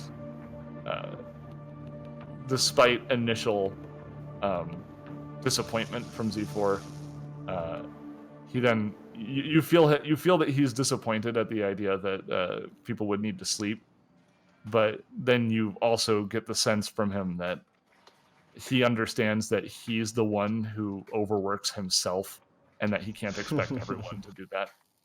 So he reluctantly says, okay, we'll put a halt on operations for now, get some sleep, and we'll start fresh once everybody's well rested. Don't worry, Captain. It's good. It's a good idea to let your team sleep. Mouse takes her jams out of her null space chamber. All right. Yeah. So everyone just want to take a sleep then? Sure. Okay. For Ninden and Kaylin, they wake up and then everyone else is like, okay, we're going to bed. Yeah. So Ninden will take the time to, maybe walk around, do some working out, some light We exercise. have Burger Club without them. Oh yeah. Burger Club! Burger Club happens without Gur. Yep. Sleepy Gur. Monsters. Yeah, so The real villain. Anything that anybody would like to do before we move on to the final operation? I'm good. We should have just kept going. I finally found it. It's just a DC 16 Fortitude save or become fatigued. You guys would have been fine. Yeah, That's but fine. Harad's a big softie. He likes his team to be well rested. How Thanks, Team dare Dad. you? How dare you? All right. Grumph is going to stay back and help intelligence figure out approaches and stuff like that. The team will go ahead and move on to. I gotta arrange things. This is a weird map, funky map situation that I'm dealing with here. Of course. Can you take me to the funky map? I can. He did. Okay. It's been time. I've done it. And now I need to go pull up my notes. Where's the space? Where's the space? Oh my God. I have so many notes, you guys. When I was preparing for these things, I didn't know, because technically the team can choose to go wherever they want to, right? Yeah, I hate So those. I had to prepare all kinds of stuff. So this is like a huge document I'm working through right now. Yeah, it's brutal. So I was running Iron Gods a couple months ago, and in book 4, basically the entire book, like this one, is just the PCs get to choose. So yeah, they get to choose. So the 2 hacks that I went with is either asking the PCs at the end of each session what they want to do next. Oh, sure. That's a smart move. Or done you just drop really loud hints. Like, that cave over there looks particularly dangerous or enticing. Right, yeah. Just swap out them adjectives. All right, That cave that I have prepared. Yeah. Yes. Yes, that's the DM is prepared for this cave. Yeah. All right, so you know that this objective that you're going for now, this is where Protector Marin's chariot is stored. You recognize this as Anassan architecture, this ovular structure, kind of like an egg cocoon rising up from the area around it. You go over the schematics provided by the Resistance, including the schematics for the chariot itself. The mission equipment given to you for this was specifically included a memory stick to capture any data about the enemy and bring it back to base.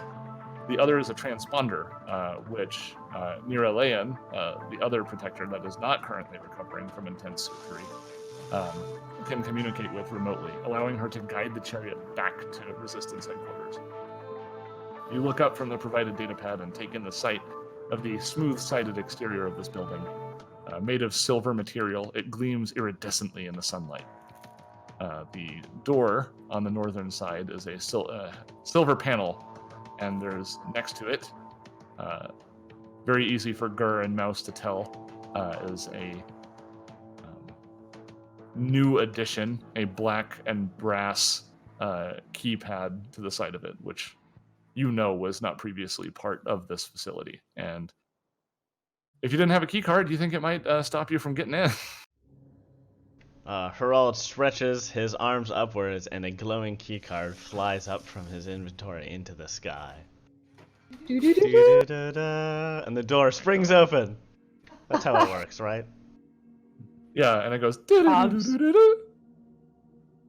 And now we have a claim on the video. Oh fuck! I didn't realize. Pronk. I mean. Now we have 2 claims on the video. No. Marvelous. Now we have 3 claims because you said Marvel. Disney, please. They own every word now.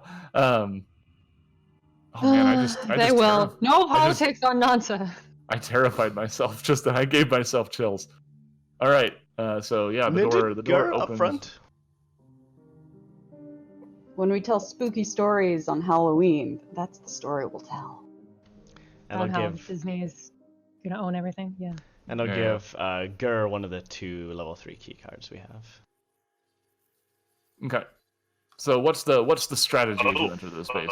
Well, do we only see the one exit, I'm or honored. We can case the rest of the building and find any other entrances? The schematic you were provided, because this is an Anassan building, they actually have the map for this one. There is only the one exit to this building. Yeah, I know. This is pretty bad for fire codes, but... Yeah, super bad. You need to call OSHA on these people. I don't suppose you can, like, actually show the rooms. How would one do that without revealing enemies? I forget. Oh, Master of I Roll20. think it's by, like... gosh. I guess if you drag our token into each of the rooms... Yeah, it'd be a hassle. You'd have to, like, drag our token into each of the rooms. You'd have to move all the enemies to the GM layer so we don't see them. And then when you bring it back out... We will see what we saw. Okay, I'm thinking about dynamic lighting. What if I remove advanced fog of war but leave dynamic lighting on? Would that make it so that the tokens inside the thing wouldn't show up? Quite possibly. Maybe. Let's experiment. We're doing it. Boom. Nothing. Oh, Nothing happened. Nope. No, it got darker. It got all black. No. Turn back on. Be less. Now it's ultra spoopy. Yeah, so Fog of War makes it so that we can, like, remember what rooms looked like. Yeah, So I Fog think the of War is best way actually to what you do this want. would be in advance to, like, drag our tokens through the rooms. Yeah. Before we... So that we could see the outlines but not what's in them. Yeah, easiest way to do this. So you have on... I can do it. Yeah, just move us to a different map. Poof. Yeah. I'm doing it. I'm going to say you can also turn dynamic lighting off and move all the enemies to the GM layer. Yeah, that's just harder. I mean... Well, I guess... It's less clicks. Dragging a token around. You just select everything on the token layer, move it to the GM layer. It's gonna take a moment, everyone. My computer is chugging right now as I'm dragging all these different light sources through the map. That's okay. Yeah, so apparently, when you have lines of... When you make walls that are curved, that is way more computationally expensive than straight line walls. Yes. That makes sense. Okay. While Seth is... Oh, are you done? Yeah, I'm done. Oh, That okay. wasn't so bad. I did it. Yeah, I was ready to delay. Oh, I feel like we can see everything, but we don't see any enemies. But you're not supposed to see the enemies. Oh, that's weird. So the camera is seeing exactly what it should, but I'm seeing it. I only see parts, yeah. Weird. Huh. But that's okay. We get a general. That's okay. We'll be fine. Okay. Yeah. Yeah, I My think bad. it'll be okay. Oh, I think it's because I think maybe only some people pass through certain rooms. Okay. Yeah, Understood. yeah. Okay, understood. Well, The camera got all of delaying. it, and that's what matters. We'll stop Yes, delaying it. yes, Okay. yes. Yeah. So. And honestly, what's we can the approach as you enter? What's the idea? Well, we can try I can try being the what was the name of that? Efreet Czar? I can try being Czar. Yeah. And at least I'm a little bit wary to try to get to the heart of the compound, since that's a great way for us to get surrounded. But maybe we could at least convince a few troops to leave the building. Let's do it. Alright, we'll go back to the same disguises that we used when getting here. I'll disguise everyone except for Gur, who will be well, hold on. Is it weird to bring Gur here? Are prisoners kept here? No. No, this is like a warehouse. Sky's Gur too. But he'll have to be of a different race, yeah, I that's guess. a super hard disguise. Gur puts his helmet on? There you go. Still a hard how much I know. disguise. You're tall and lanky and have a bunch of arms.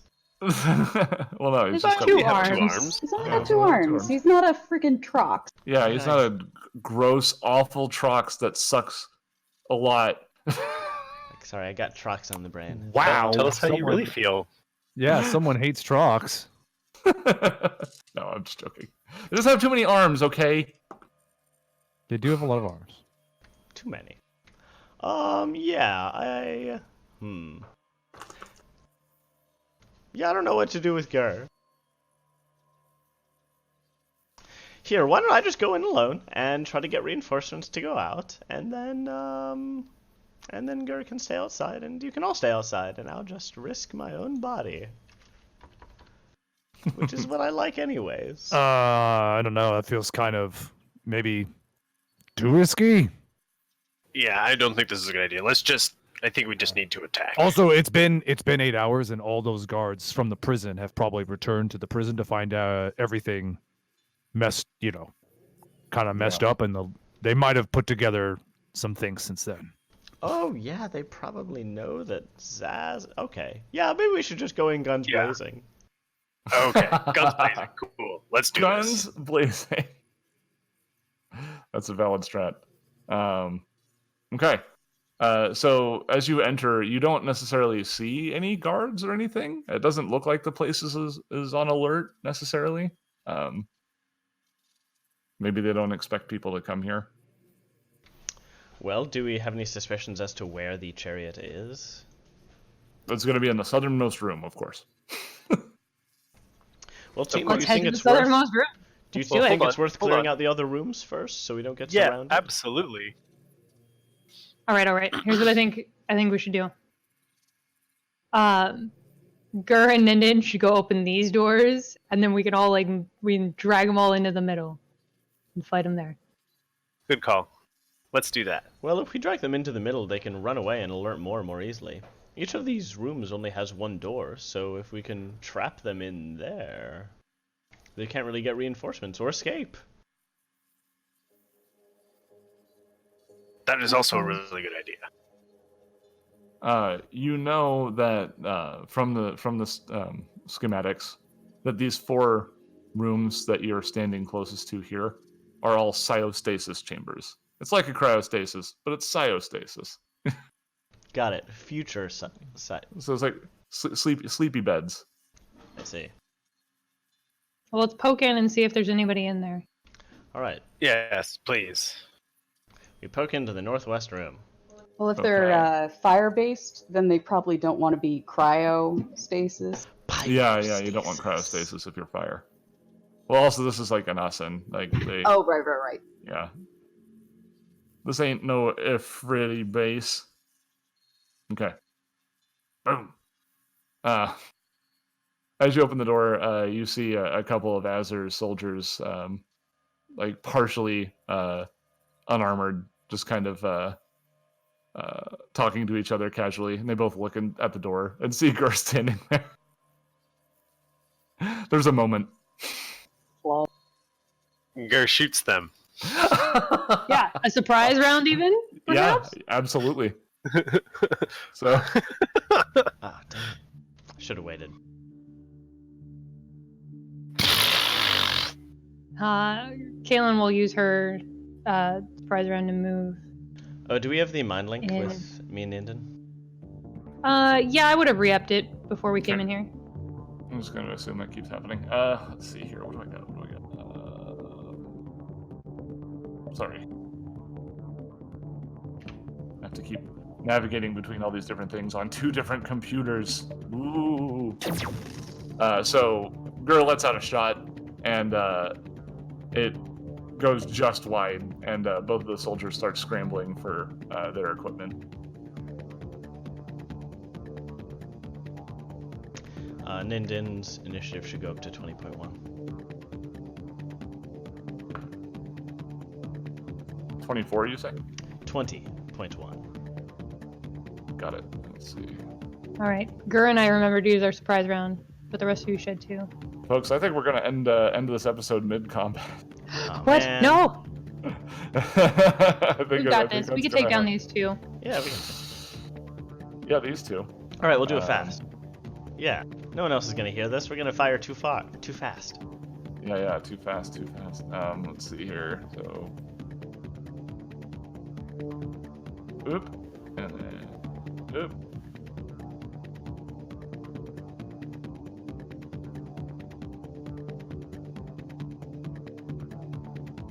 Okay.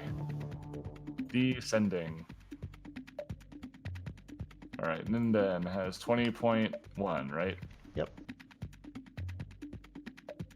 Descending again. All right, so Herald first, I'm going to yeah. assume. Yeah, okay. We'll go ahead and shoot Blue and also get him. Okay. You're going to have a little soft cover, but that's okay. These guys are chumps. Not that much of a chump. Not that much of a chump. No. So the get 'em is still in effect, right? Yes. Okay. So, yeah, Herald successfully taunts him and get-emizes him, but fails to shoot him. He is not shoosted. That's just gravy.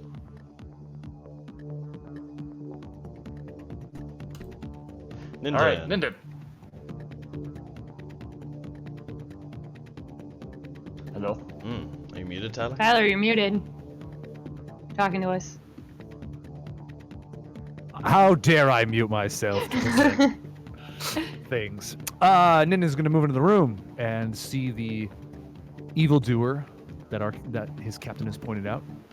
So he's gonna close the distance. He's closing the distance. He's closing for speed. And we're gonna try and hit him with a star knife. I don't think that's a song. It is That's now. a 32. That's a 32. That hits.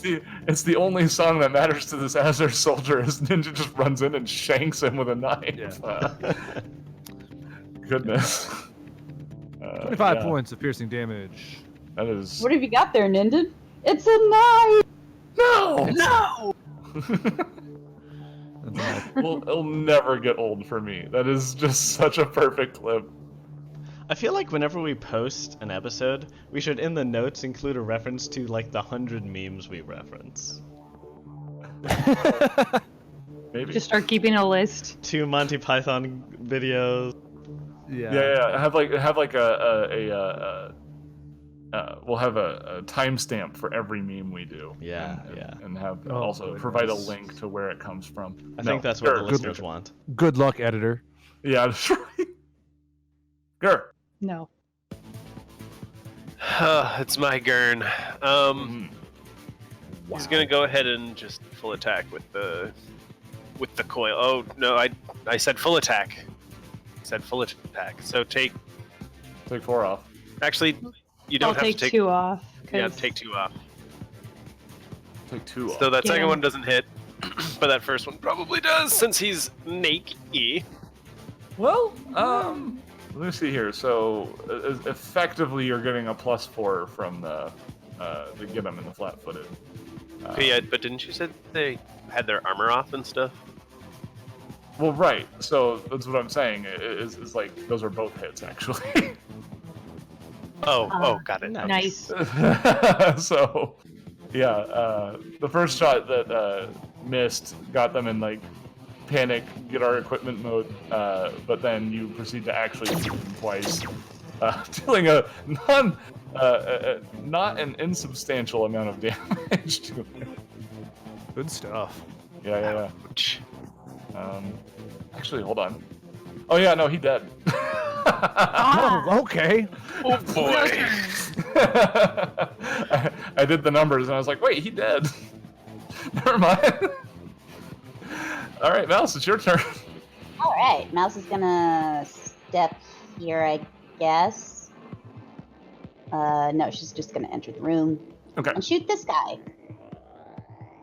Oh no, where did my panel go? Oh gosh. Oh no. There we are. All right, come on up. I feel like this is like something Mouse is actually doing as she's interacting with her rig. It's like, no, wait, where's the targeting panel? Wait. She's like summoning little like hovering screens around her head. Yeah. Oh no! I accidentally closed Serendipity. I have to reinstall drivers. Serendipity.exe has stopped running. All right, that's a 19. Yes, that'll do it. So 22 cold and piercing. Indeed. Which I don't do as are they weak to cold? I forget. Are you weak? Yeah, you are definitely weak to cold. Okay, so that'll be 27 damage, right? Am I mathing good? Yeah, no, your math is good. Thank you, honey. I'm good. I don't want to have to math. I'm just thinking about, and this is like something that definitely people are not going to get. Parappa, the rapper reference. You rapping good. Yeah. Anyway. Kaylin, it's your turn.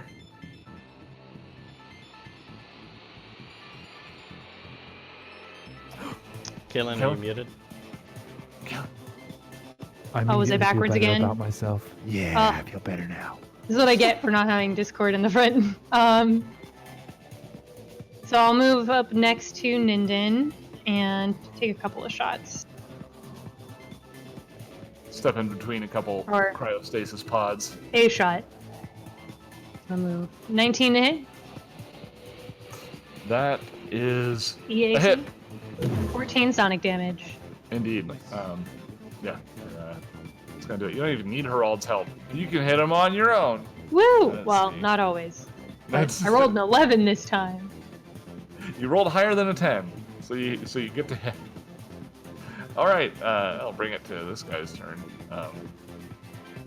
Again, we're looking at somebody who does not see this going well for him, so he's going to go ahead and reach down to his belt and pull out a grenade. Let's see. Oh, Harad will try his old. By the way, we do accept surrender. It's a great way to preserve your life. Ah! Yeah, so there is an explosion centered here. I would like. I think that's gonna. No, that's everyone, Kaylin is the right? only one who's not included in the blast. So reflex save from everyone else, please. 10 out of 10 doctors agree. Surrender when faced with undefeatable odds is a good idea. 15? Okay, so we got everybody's reflexes saves, and Herald is the only one that does not make it. Harald leans into it. But, is it lean fire? It is fire. Oh, my diffraction cloak glimmers! Wait, hold on. Oh, Yeah, okay. it is fire. Yep. I pressed the button again. I wouldn't expect the... Oh, wow. Look at that. Nice. I wouldn't expect the Herald, fire initially boys rolling to... an 11, suddenly pulls out his magical cloak and does a twirly, and it turns into a 28 instead. That's a plus 17. Thanks, cloak. What were you going to say, Liz? Sorry. Oh, I wouldn't expect the fire boys to be throwing ice grenades, for instance. But Sure. Yeah. That would... So how much damage was that? That was going to be 8 damage before reduction. So everybody made it. So nobody is on fire, and everybody only takes 4 fire damage. And then if you reduce that further, you probably just take nothing. I will remind you that Gur does not have his thermal capacitor anymore. Oh yeah, so you take 4 damage. Take that, Gur. What a turn. That was his move action and his standard, so Herald, it's your turn. Herald's feeling a little exposed out here, so he's gonna come inside the room, and yeah, we'll do a clever attack. Clever attack. Here it Oh, comes. 6 CR might not be enough. It is enough. Nice. That is a 8. Oh no, only 16 to hit because I moved. There's no get him. No get him? Oh, But he is flat-footed. Okay. Yeah. Let's see. And that's KAC? Yeah. Just a miss. Oh. Just a miss. So shot goes out, ricochets a couple times off of the walls, doesn't hit anybody. Ninden. Ding, ding, ding, ding. Ninden's gonna do a bold maneuver of stepping up and punching this guy. But, punching him with a star knife, though. That's the bold part. Let's see here. Oh my gosh, a bad roll, and I do not have get him, so that's just gonna be a 17. Against flat-footed AC, right? That is correct. That's gonna be a hit. Hey, great damage on this one. 27. Yeah. He is not only knocking on death's door, he's got like 1 foot in. Like you don't think he's gonna wait for somebody to answer that door. It's probably just gonna. Death it's happening. He's gonna make it happen. Gur, it's your turn. Maybe Gur will make it. Does Gur make it happen? Yeah, probably. Yeah. Yeah. Cool. Gur gives him just a shoots him gentle right shove. in the face. Yeah. Just a very unceremonious execution. Yeah. Gur doesn't have time for these people. And since that's the end of the battery, he uses his move action to reload. Okay. As you're reloading, you can hear coming from both your left and your right footsteps running down the hallway. And that is where we are going to stop for today. Oh. No. Sad. Sorry. All the murder. I know. All the murder. You did a lot of murder. We you did a lot did. of murder. We did do a lot of murder. Yeah, we certainly did do an awful lot of murder. So Yes. there you go. Made some good progress on the workshop operation. Rescued Marin. Took care of the titular devil in the mainframe. Devil in the main. The devil in the mainframe. So yeah, end of the episode. Some stuff to go over. Do we have stuff solidified for CritterCon yet? Like, I don't know if all that stuff is still kind of nebulous right now or not. Yeah, I think that's super nebulous. I don't know any details, and I have not seen any official announcements. So I still think it's all floofy. Like we've got so much stuff that we're thinking about doing. We haven't confirmed what we're going to settle on yet. So still details forthcoming on that.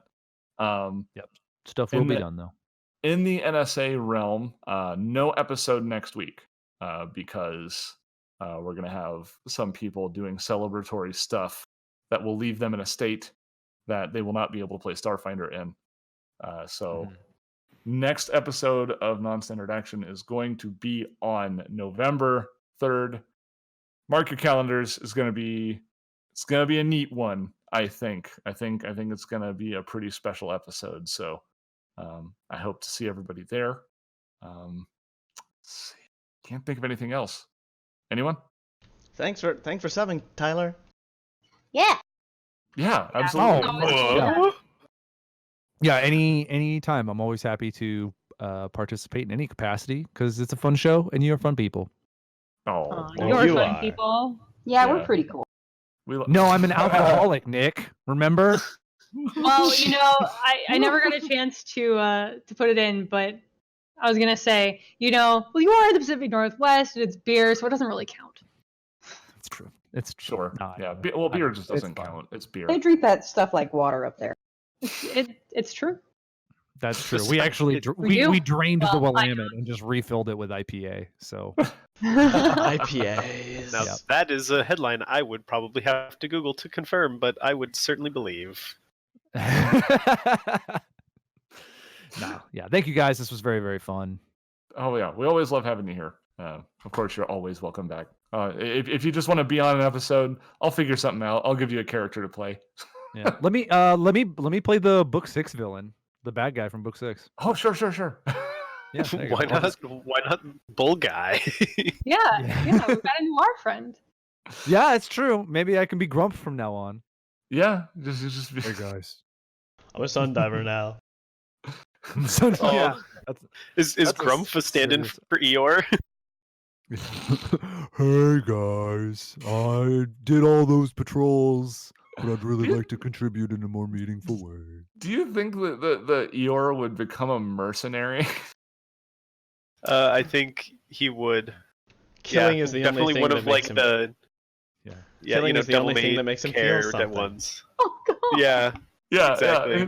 He finds out that killing people for money is the only thing that allows him to feel. Yeah, I get it. Oh. But the rain cloud, anything. But the rain cloud still follows him everywhere. Dark timeline Eeyore for sure. All right, well, Mirrorverse Eeyore. Again, we got the 27th. We are not live. We'll be back on the 3rd of November. So since I will not have an opportunity to wish everyone a happy Halloween closer to the holiday itself, happy Pronkin Halloween, everybody. I hope everyone has a wonderful holiday. Woo! Stay safe. Mm-hmm. Don't swallow any razor blades. Don't drink too much.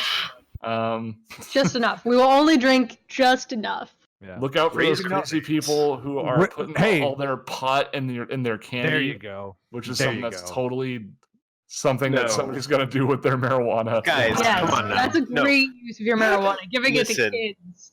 This is 2019. This is 2019. You got to worry about people putting their student debt in their candy. Yeah. Look out for that student debt. It's coming out. you're gonna bite into a Werther's, and you're gonna be $30,000 in the hole. Oh man, and I can't charge this off. Hot take. I actually like to help the tired parents who are taking their kids around trick or treating by putting Benadryl into my candy. Oh, nice.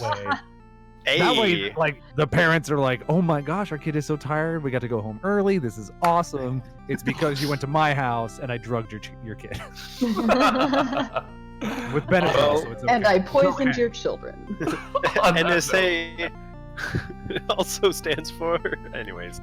Yeah. On that note, we're gonna go ahead and wrap up here. So say goodbye, everybody. Goodbye, everybody. All right, take care of yourselves, everyone.